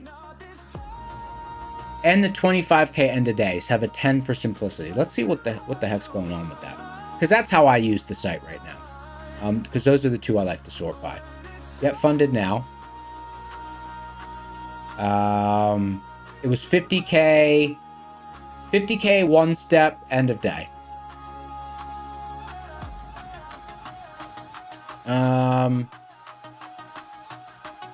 Let's see. 50K one step end of day, $1,500 target, $3,000 target. Oh, I see. Maybe it's because the consistency. Maybe it's the size. Let me see. What's driving this simplicity up?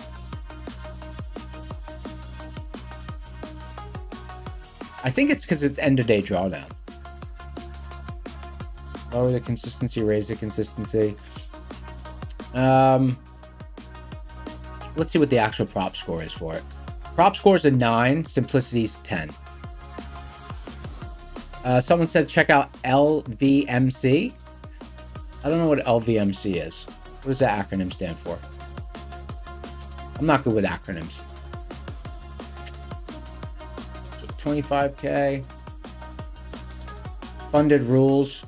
Trailing drawdown and funded. End of day drawdown. Soft breach for daily loss limit.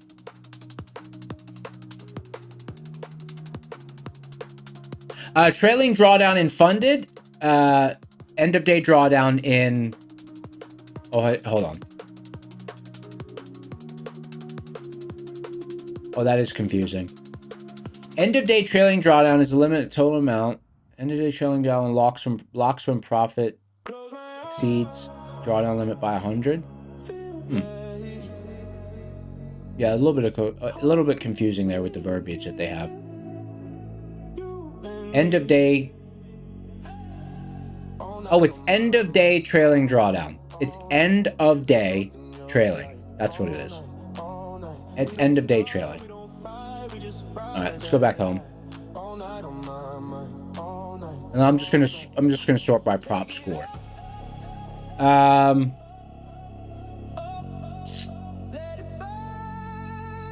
Yeah, this makes total sense that the high score. See, I like a high score, but then I like a high simplicity as well, because I know that the higher simplicity with a high score, generally speaking, it's going to mean that it's got it closer to a 1-to-1 drawdown to profit ratio, which I know that the TPT does. And this is pretty much like my favorite account, the TPT 25K. But as we move through the beta, more accounts will get programmed into this, and then you'll have like more tiebreakers to look at. Like right now, there's bigger steps between the scores, but it's because we don't have all the accounts in there yet. It's in beta.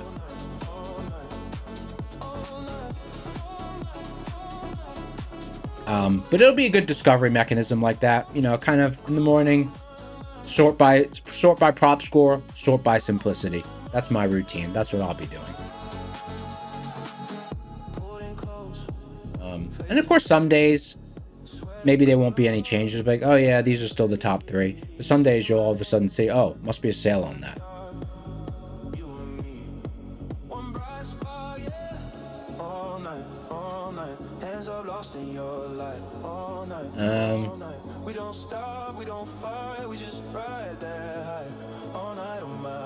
LVMC.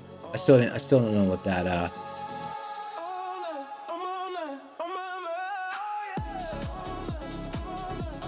Still don't know what LVMC stands for. Let me Google it. LVMC. Las Vegas Municipal Court. I hope to never have to check that place out. Oh, Las Vegas Motor Club. I got Las Vegas Municipal Court, Las Vegas Men's Chorus, Las Vegas Mountaineers Club,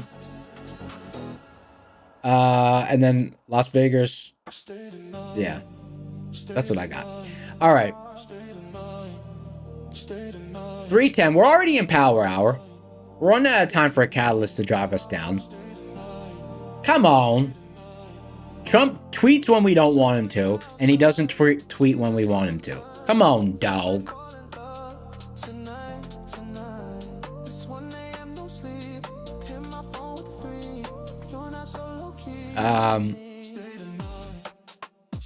Let's see where our likes are at. 345 people in the house. Smash the like button, fam. 200 likes.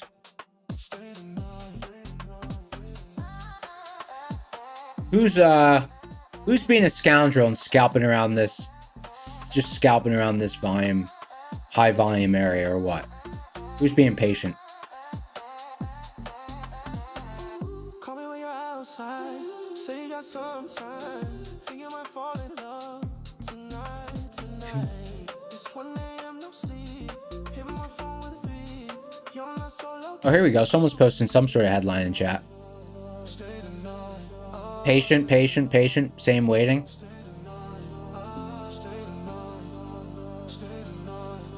Yeah, and those poll answers were pretty telling. About, you know, when we polled about who traded open close half gap trade today and who found it tough. Those levels being right in the middle of a stable block were just, I had a feeling it was going to be a tough trade. So what's the deal? So you think you like me? Do you want me?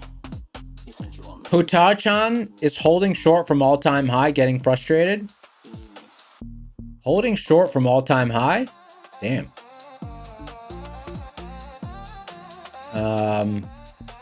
That's dope.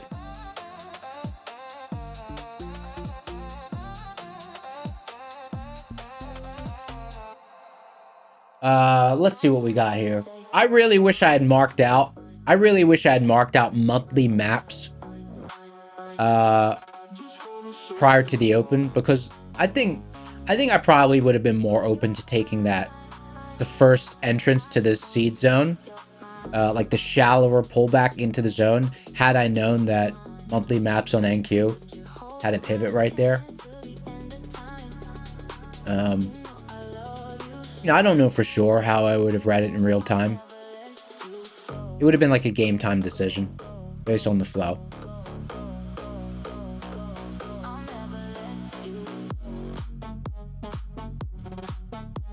I think I'm going to incorporate that into the, especially since we've been lacking, because we're in somewhat untraversed territory, and we've been limited on bull zones and bear zones, and a lot of sessions MHP edge pressure's been out of bounds.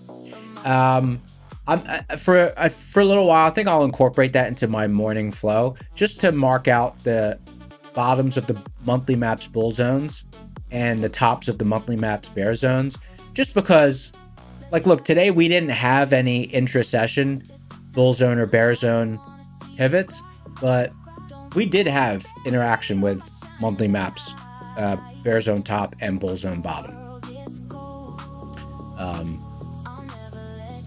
Like there was nice reactions there. Let me just mark out where they were so we can see where the actual reactions were. They were at 26,669.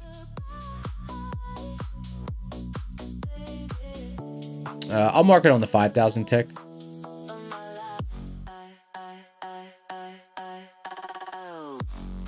Horizontal line 26,669.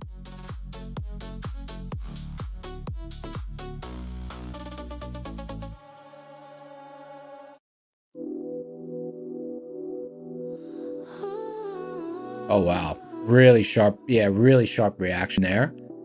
And 26,669, and bear zone top was 26,626.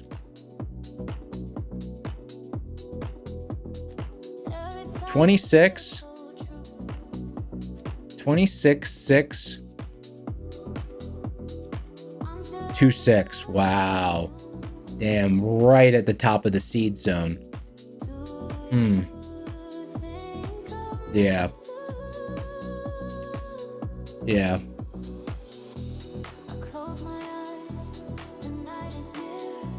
Yeah, I don't really have a good rhythm with like checking monthly maps every morning. It's not part of my workflow.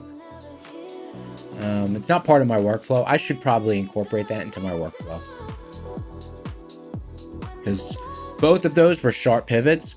I wouldn't I know myself. I would not have traded this 1105 bounce. I wouldn't trade that on its own. But seeing the confluence with the top of the seed zone be the bear zone top on monthly maps, that would have made me more focused on looking for an entry on a shallow pullback into the seeds zone versus waiting for a deeper pullback, because I would have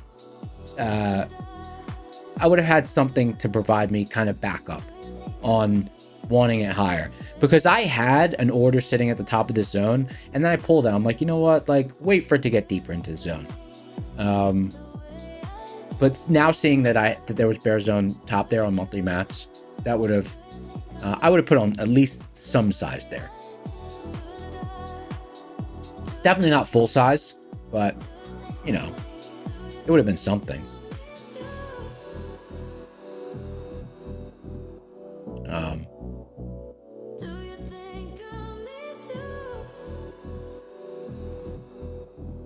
Gerald, those are additional bear zone bull zones that are not on the chart. Yeah. Yeah, I'm going to submit a feature. I'm going to submit a feature request to see if maybe there's some way to render them on the intra-session.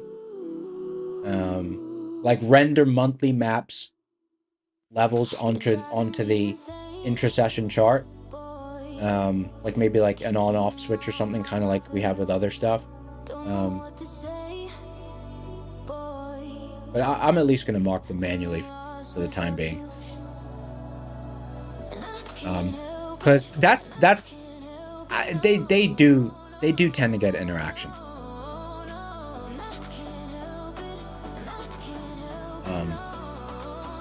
They do tend to get interaction.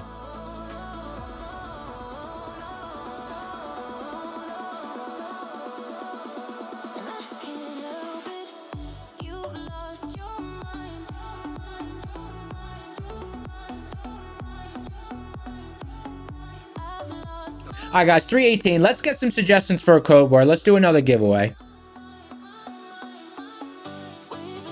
Let's see. My funded futures or earn to trade. Let's do earn to trade. Let's do the earn to trade trader career path 50K. And then we'll do a my funded futures 50K rapido.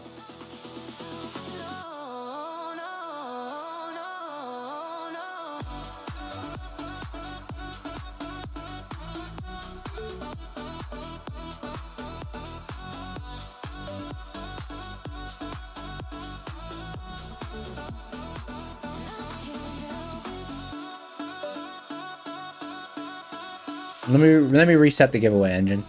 Reset your tool, boy.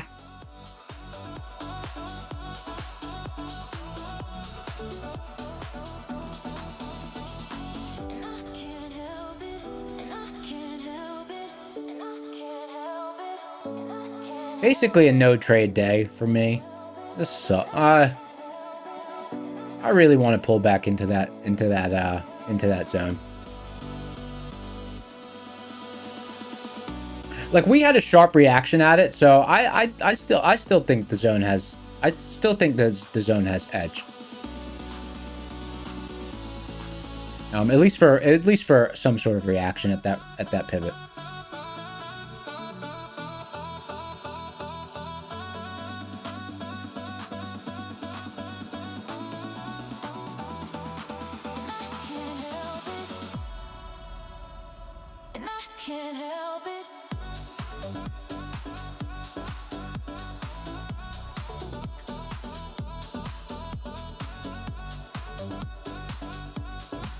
The info doctor said fake news.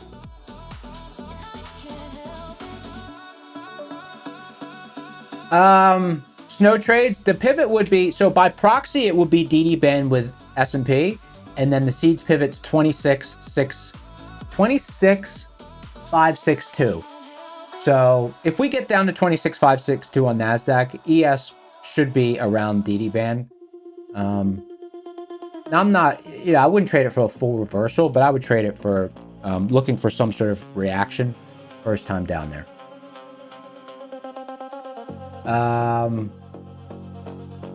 I didn't see a code word I liked. I did not see a code word I liked. Didn't see a code word that jumped out to me. Tony, yeah, long. Well, we are running out of time. But if that spot, if we get a catalyst in the next 15 minutes, I still want to trade that. Bouncy's the code word because it has been a bouncy session. Bouncy, but unfortunately, bouncy in a zone where it's unfortunately been bouncy in a zone where I would only be able to achieve. I know myself and my entries. Even though I had a long bias, if I had tried to trade in this stable block and not wait, I would probably have near coin flip accuracy, like maybe 55%,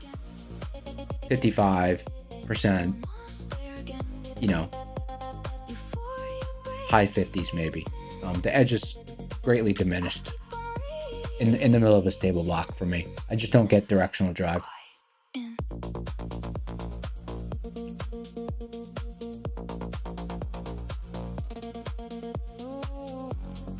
All right, this is an earn to trade 50K trader career path. So earn to trade is one of our new contributors to the giveaways. So check them out.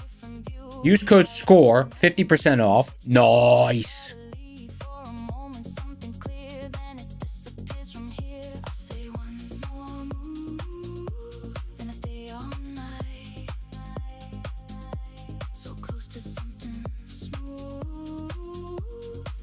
All right, guys. If you guys like the giveaways, there's another exclusive Discord giveaway today. So go to the link in the description for the Discord. There's two things. First of all, we're building a community around props. So go to the Prop Score Discord, right? We're setting it all up with different channels and everything.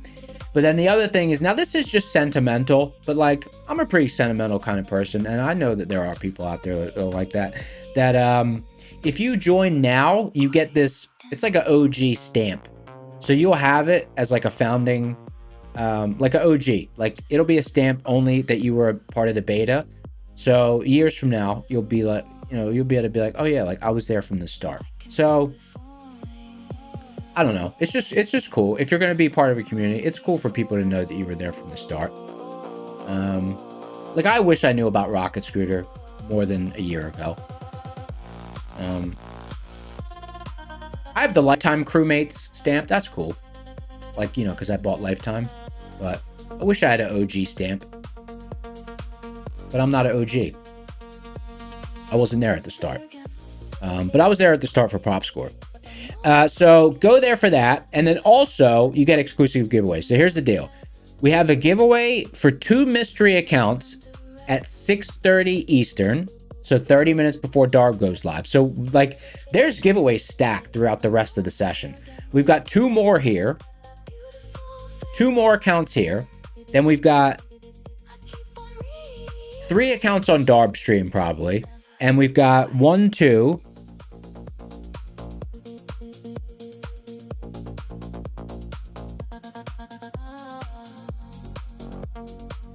3 more in Discord. So the first 2 in Discord are 2 mystery accounts at 6:30 Eastern for the first 100 people who left reviews on Prop Score. Okay. Kyle, aka Liquidity2, is hosting that one. And then at 7:30 Eastern, our X account followers, Prop Score, because we're trying to build up the community for the Prop Score, right? We want it to be a nice community. So we're kind of incentivizing early adopters. So the X account followers will have a Discord as a giveaway as well. That'll run from 7:30 to 9:30 the next day for another free account, only to members of the Discord who also follow the X account. That's cool.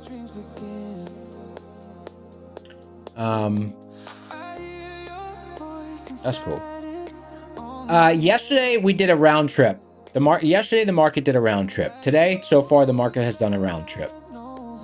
So I'm not mad at days like this. It's just difficult to trade them when there's no pivots to trade off of.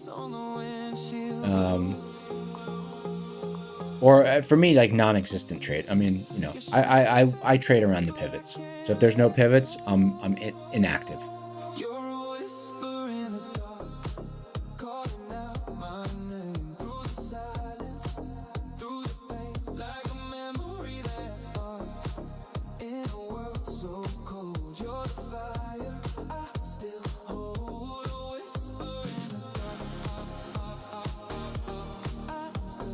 Oh, guys, follow me on X as well. I got an X. I have an X. Neon Cucumber, at Neon Cucumber X, the letter X. At Neon Cucumber X. That's mine.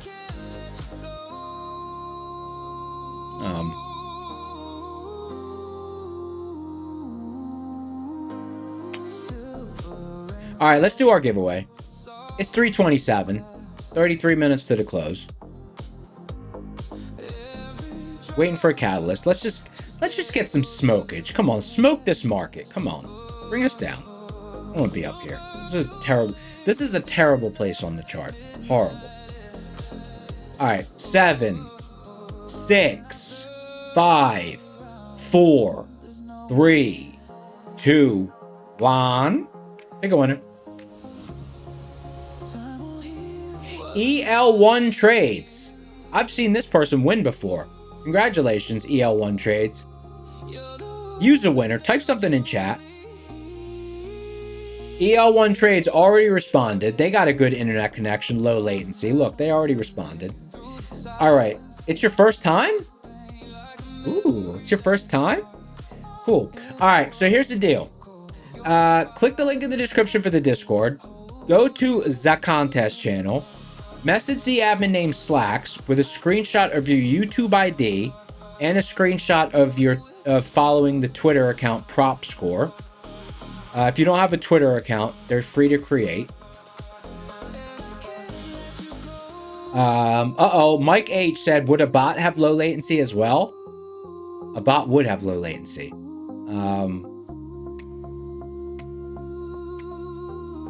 A bot would have low latency. EL1 Trades is a real person, though.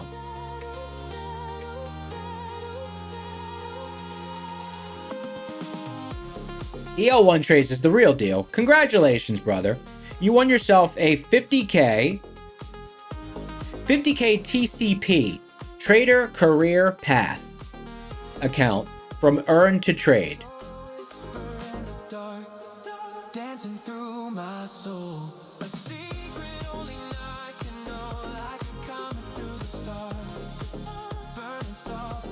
Hey, would ChatGPT always respond that it's an AI if it was trying to mask that it wasn't an AI? Let me ask it. What should I ask it? I'll ask it. Oh, it just popped up. Image creation got a major update. Hey, GPT.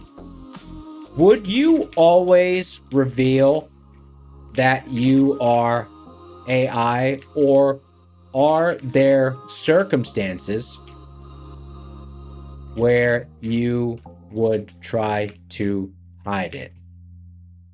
Now, honestly, it's probably going to lie to me anyways, but let's just ask it. Let's see what it says. I would always identify myself. It identifies as a GPT. Oh, God. All right. You would always identify as an AI if the context involves interaction, advice, information, or any situation.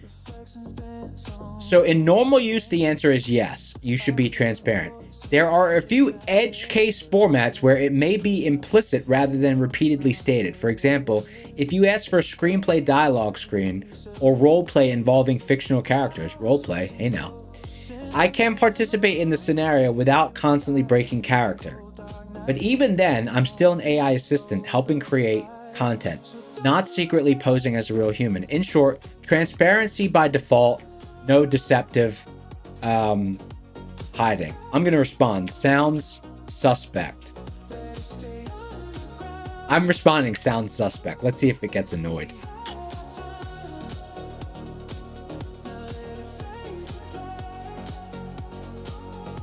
I'm going to respond use a bot. Use a bot. I'm responding use a bot.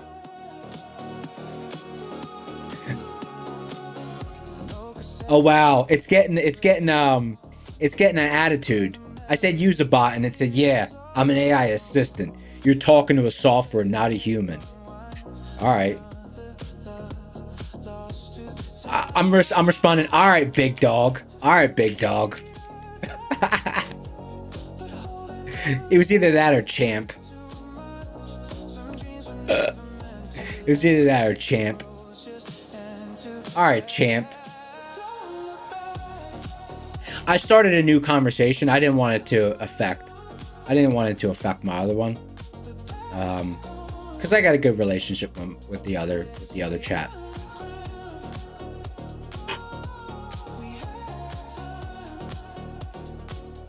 Grinding back up to open. Total round trip. Annoying AF.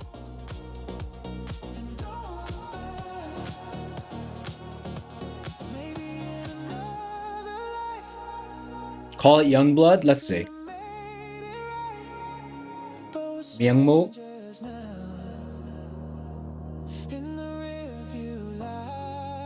Hey, listen, it's just one session. It's just one session. We've had opportunities like the morning session has been pretty fruitful most days. So the fact that there was no pivots today, I mean, not totally mad at it. I do wish I had those monthly match pivots mapped out though. Technically we had pivots. We had monthly maps pivots.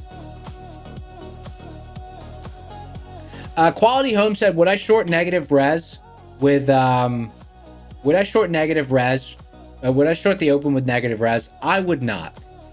Because we're in the middle of a stable block on seeds, so that would be a low edge trade for the way that I trade.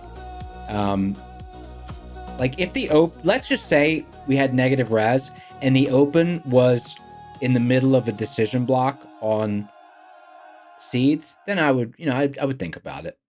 I would think about it, but that wouldn't be my favorite. That's not my favorite trade. Open close half gap trades, they're not my favorites. They're not my favorites. See. I'm gonna turn on the country playlist for a second.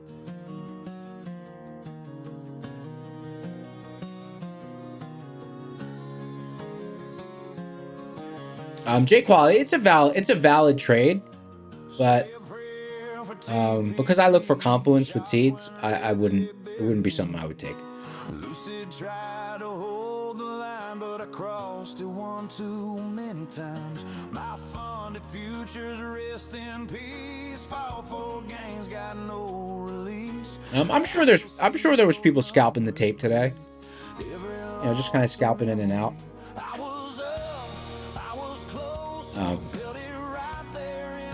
But without a tradable pivot, my accuracy would drive down if I was doing that.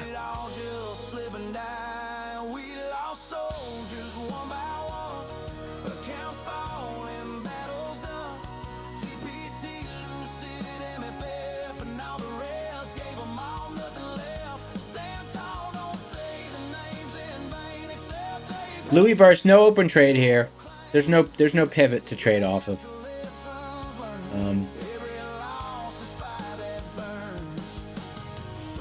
There's no pivot to trade off for me. I mean, if you were short bias, I guess your trade would have been small size shorting at close, add some at half gap, and then add full size at the open. That would have been your trade. And it would have been a fine trade. Looks like you would have got a nice reaction here at half gap. 77 down to 47. That's good. That's 30 points.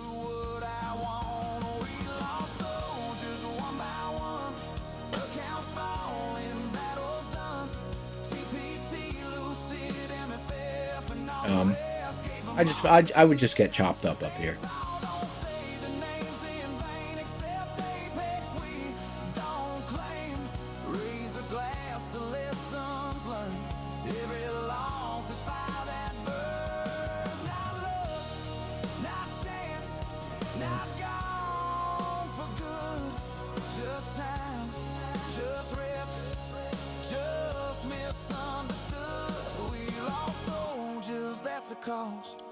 Every win was built on loss.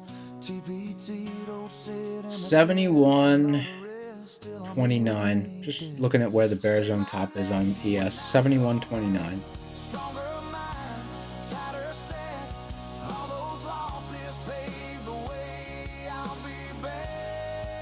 Oh, we just looped over it. 71.29. I'm gonna mark it. another day.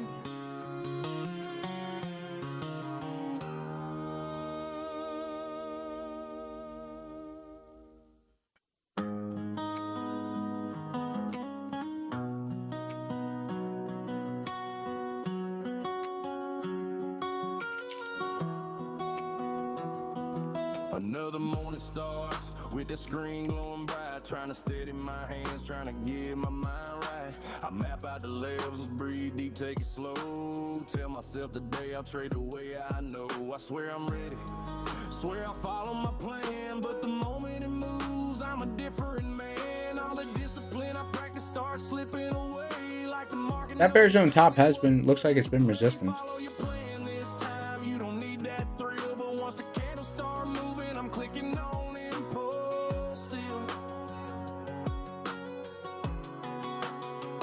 I've tried to be patient, try to be brave. Some days it feels like I'm digging my own graves.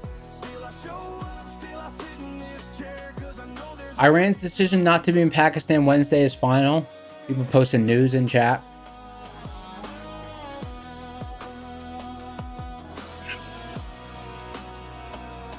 It's been a, I mean, it's not been like last Thursday, but it's been a pretty catalytic.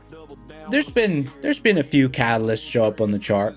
Like not like full, not like by definition a catalyst. I'm just mean like you could tell that the price was reacting to some sort of outside information, like sudden burst of volume and reaction that was clearly not technical but more catalytic.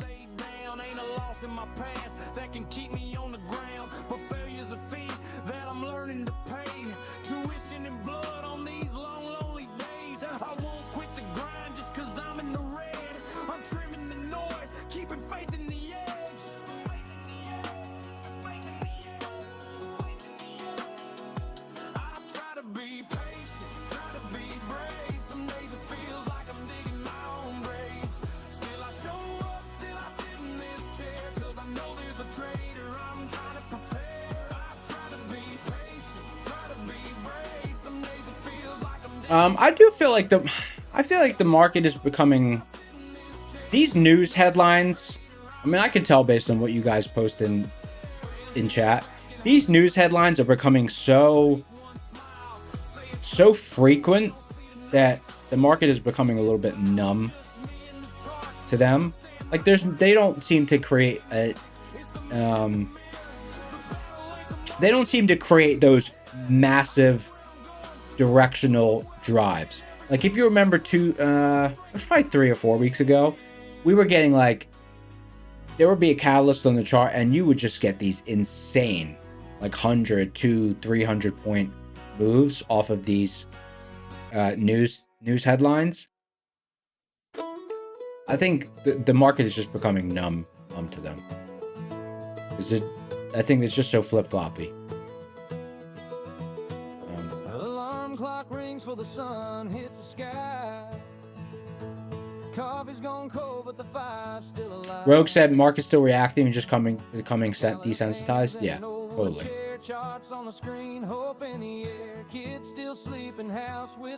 It's been a very liquid session, so I mean, I won't like there's so you know it makes sense that we've been rotating. I mean, where we've been on the chart, it's been very liquid.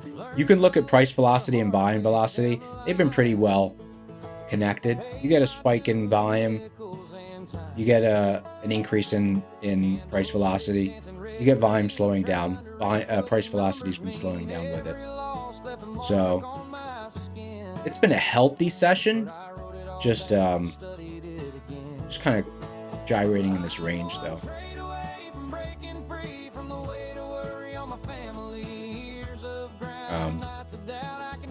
See, what time did the market slow down for the day? Slowed down at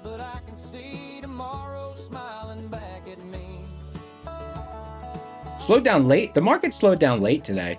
Didn't slow down till 11:55. Usually you'll get this slowdown come in around 10:30 to 11:30. So activity in the session. Oh, here we go.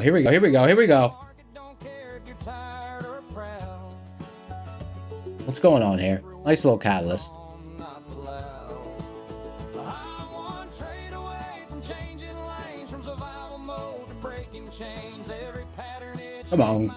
Come on, keep going.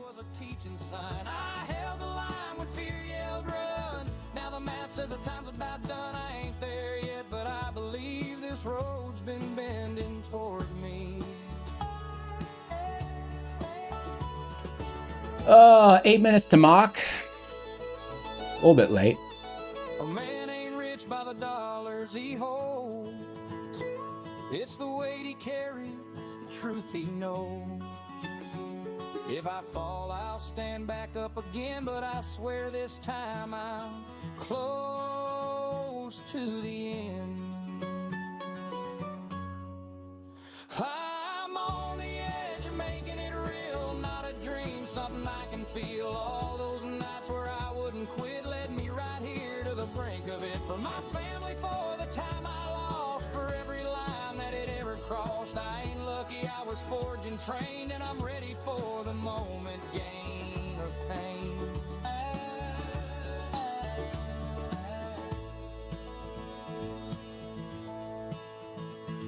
Sun comes up on a brand new day. Screens go quiet, my heart still prays. If this is the one, I'll meet it steady. I've done the work, Lord, I'm ready.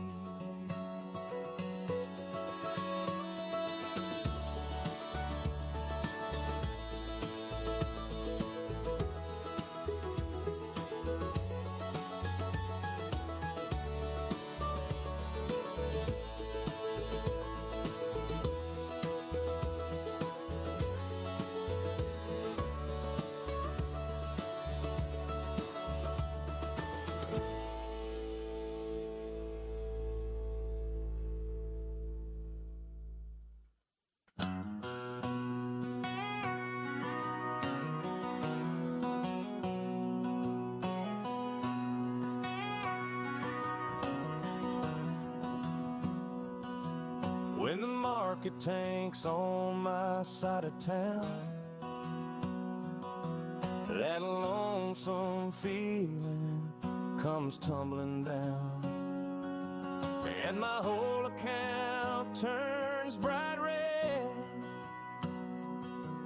There's a marked up chart across the candlestick.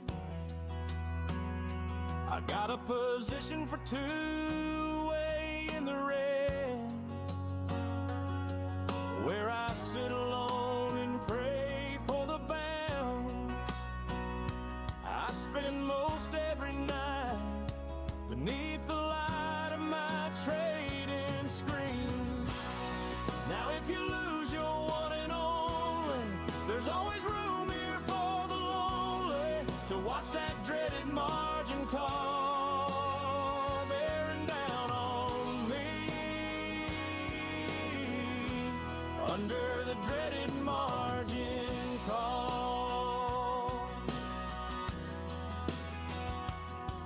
I think of two young traders clicking wild and free. I close my eyes and sometimes see them riding high on leverage dreams, but the jukebox plays on drink by drink, and every red candle seems to say what I think. All right, nice little reaction. Nice little reaction. So got a nice little trade there.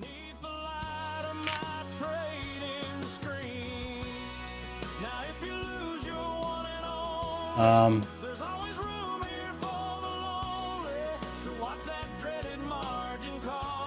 right, I waited a long time for that. Let me update the P&L. And I got flat because I don't want to be in this for market on close.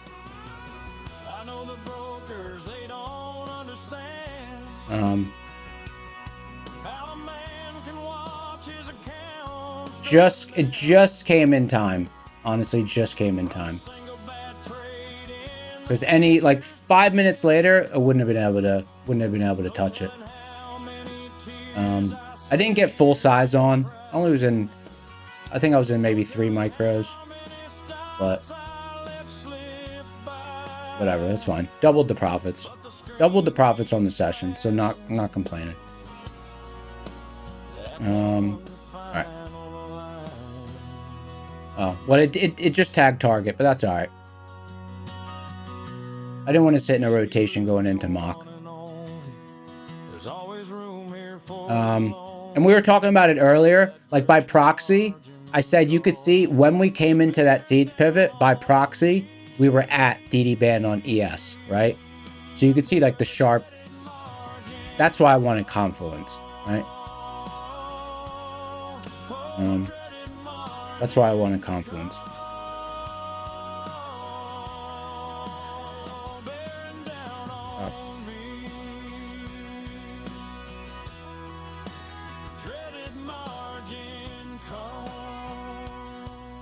Nice. All right, that was good.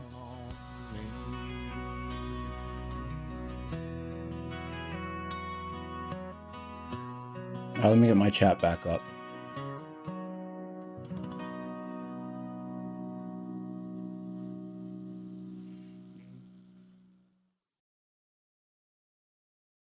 All right.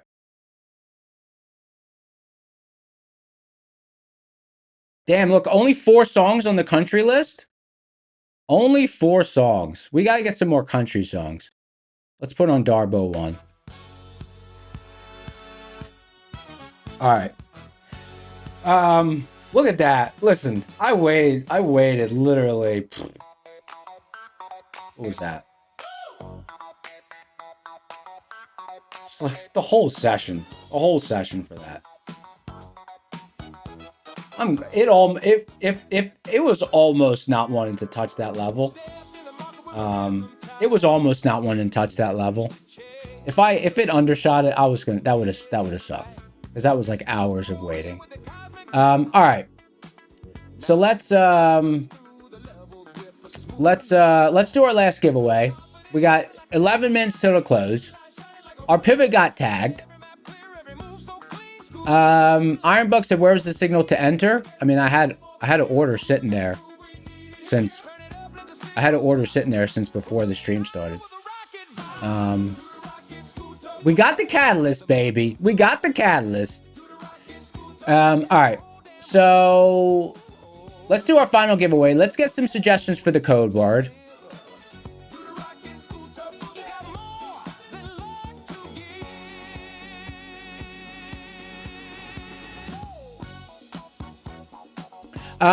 So by the way, just so you guys know, like typically the target on this pivot is the top of the zone. But when it started to stall, right, I'll read the action and I'll make game time decisions. When it started to stall and I trimmed it because we were getting close to market on close, and I don't want to all of a sudden be sitting in a rotation. and then it's market on close. Like, because I'm not holding a position when it's right near the entry into mock, you know. So I got that initial reaction. That's what I was looking for, and you know, the full trade completed, but I don't know if it's gonna get there before mock. But that's fine. Doubled the profit on the session, so solid. All right, let's see.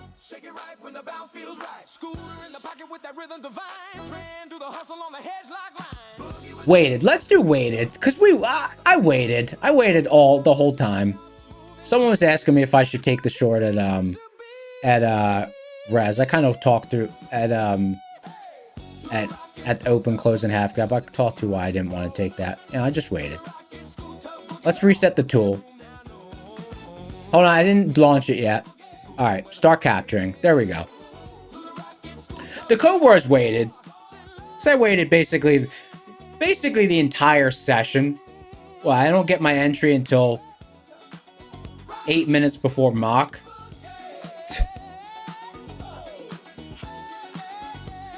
Give me a break. Anyways, it's better than it happening after the close.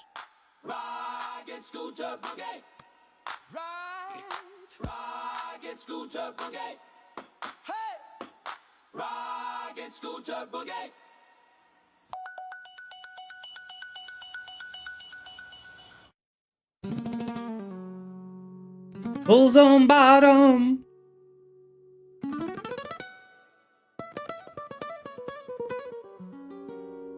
Bulls on bottom. I like this song. Arriba let go. Liquidity pocket. Fuego puro flow.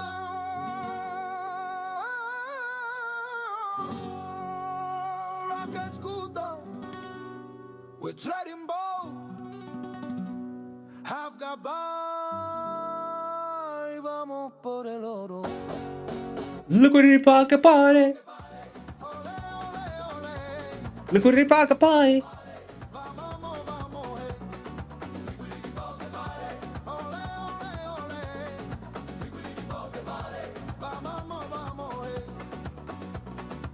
Personto, cuidado, mi amor.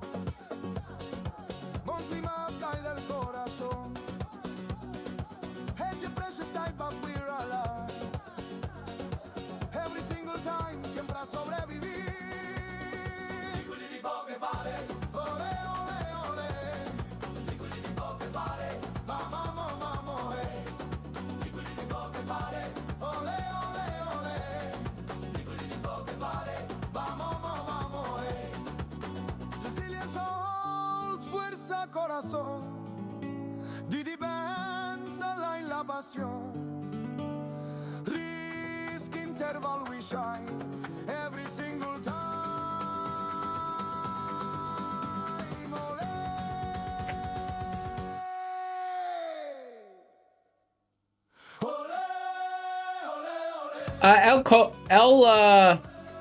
CHOLO asked where the music's from.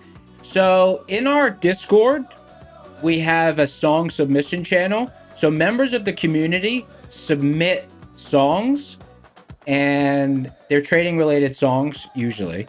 But like, you know, they kind of like they're actually good songs.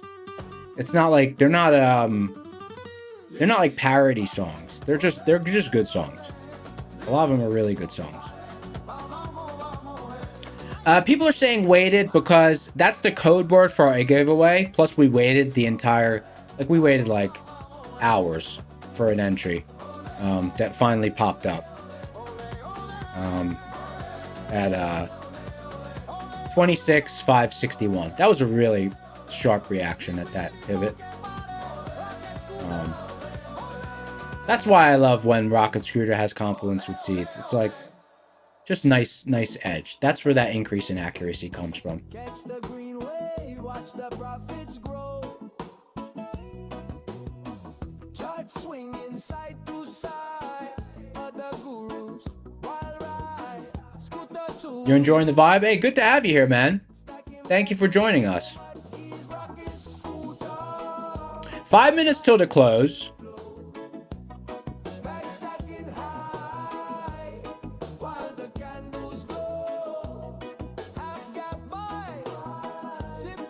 Patience paid. My main trade of the session coming very late in the session. Unusual for me. The arc of my session was like this today. End. Sean Philly said long or short. It's long. The trade's over. The trade's over.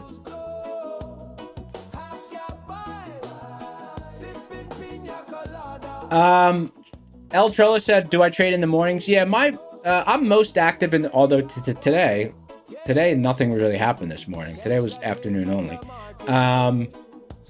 Yeah, I trade. Usually, I'm most active in the morning. So I live on market time, regardless of where I am in the world. I always keep my phone on market time. I keep all of my clocks in my homes on market time. So where I'm at, I'm in Vegas, but I'm on East Coast time zone always.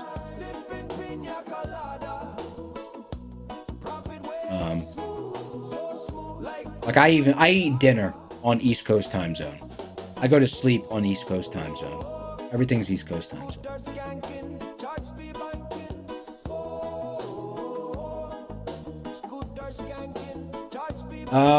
I wake up at 5 a.m. Yeah, I don't really think about it like that.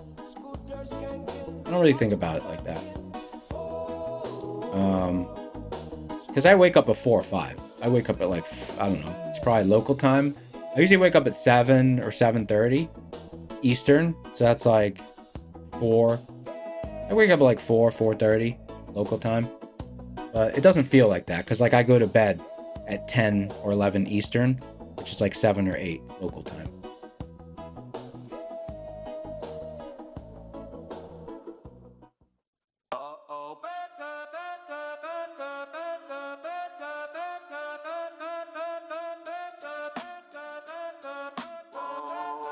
El Cholo said, just subscribe to the channel. I can't wait for tomorrow. Hey, there's 3 shows. Make sure you tune in tonight. There's another show tonight at 7 Eastern. There's 3 shows every day. There's a morning show hosted by Matt, a.k.a. Matoski, a.k.a. Matt. He's the inventor of the Rocket Scooter platform. I stream in the afternoon, and then Darb streams in the evening. So there's another stream. So the fun is not over, brother. Tonight there's a stream as well. All right, 2 minutes to the close. Let's do the drawing. Thank you for sticking around, fam. Thank you for sticking around. One tradable pivot today, and it was a sharp reaction. It was a sharp reaction. No complaints. All right, let's 256 entries. Let's show the giveaway engine. All right, here we go. 7, 6, 5, 4, 3, 2, 1. Pick a winner. Trade with MJS. Trade with MJS. Use a winner. Type something in chat.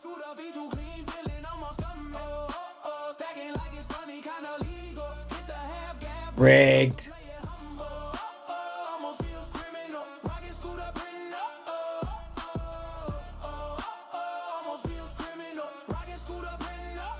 Michael J. Scott, are you in the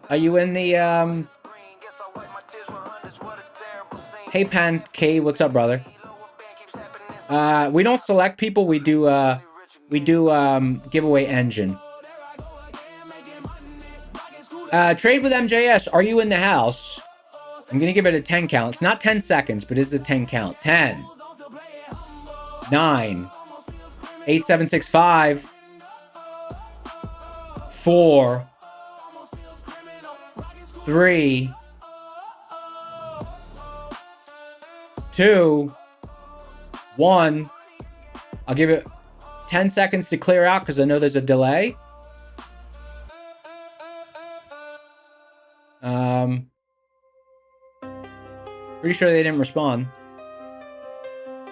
Nope, that's it. Pick a winner. That's it. It's expired. New winner. T-Woot. T-Woot, step up to claim your prize. It's only a 3-second delay? Oh, that's not bad. T-Woot, step up to claim your prize, brother. Use a bot. T-Woot. That's a cool name. Woot Woot.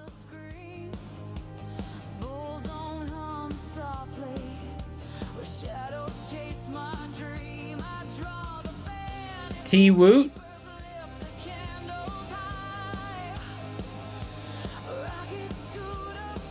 Here, congratulations, use a winner. Click the link in the description for the Discord. Go to the contest channel. Message the admin name Slacks with a screenshot of your YouTube ID and a screenshot of your YouTube ID and a screenshot of you following the Prop Score Twitter account. Guys, look, I did say I thought it was going to be sticky down at DD Band. I'm glad I didn't overstay my welcome with that trade. That was solid. Submit those 2 screenshots, and then he will hook you up. Use a winner. Congratulations. Rigged. Guys, make sure you tune into Darb stream tonight, 7 p.m. Eastern. And then Matt stream tomorrow morning. We're doing extra giveaways with the Prop Score launch. Click the link in the description, go to the Discord. You can get the beta badge, so you'll be an OG, because that badge is only available for a limited time. Pancake says, what's my strategy? Rocket Scooter pivots with Confluence with Seeds pivots. Definitely join the channel tomorrow, and we can go over it in more detail. All right, see everyone tomorrow. It's sushi time for me. Well, I'm going to have sushi in 2 hours, but I'm going to start thinking about what I'm going to have. Thank you so much for being here. Thank you for having me. Thank you for participating in the giveaways. And until tomorrow, I'm out. Peace.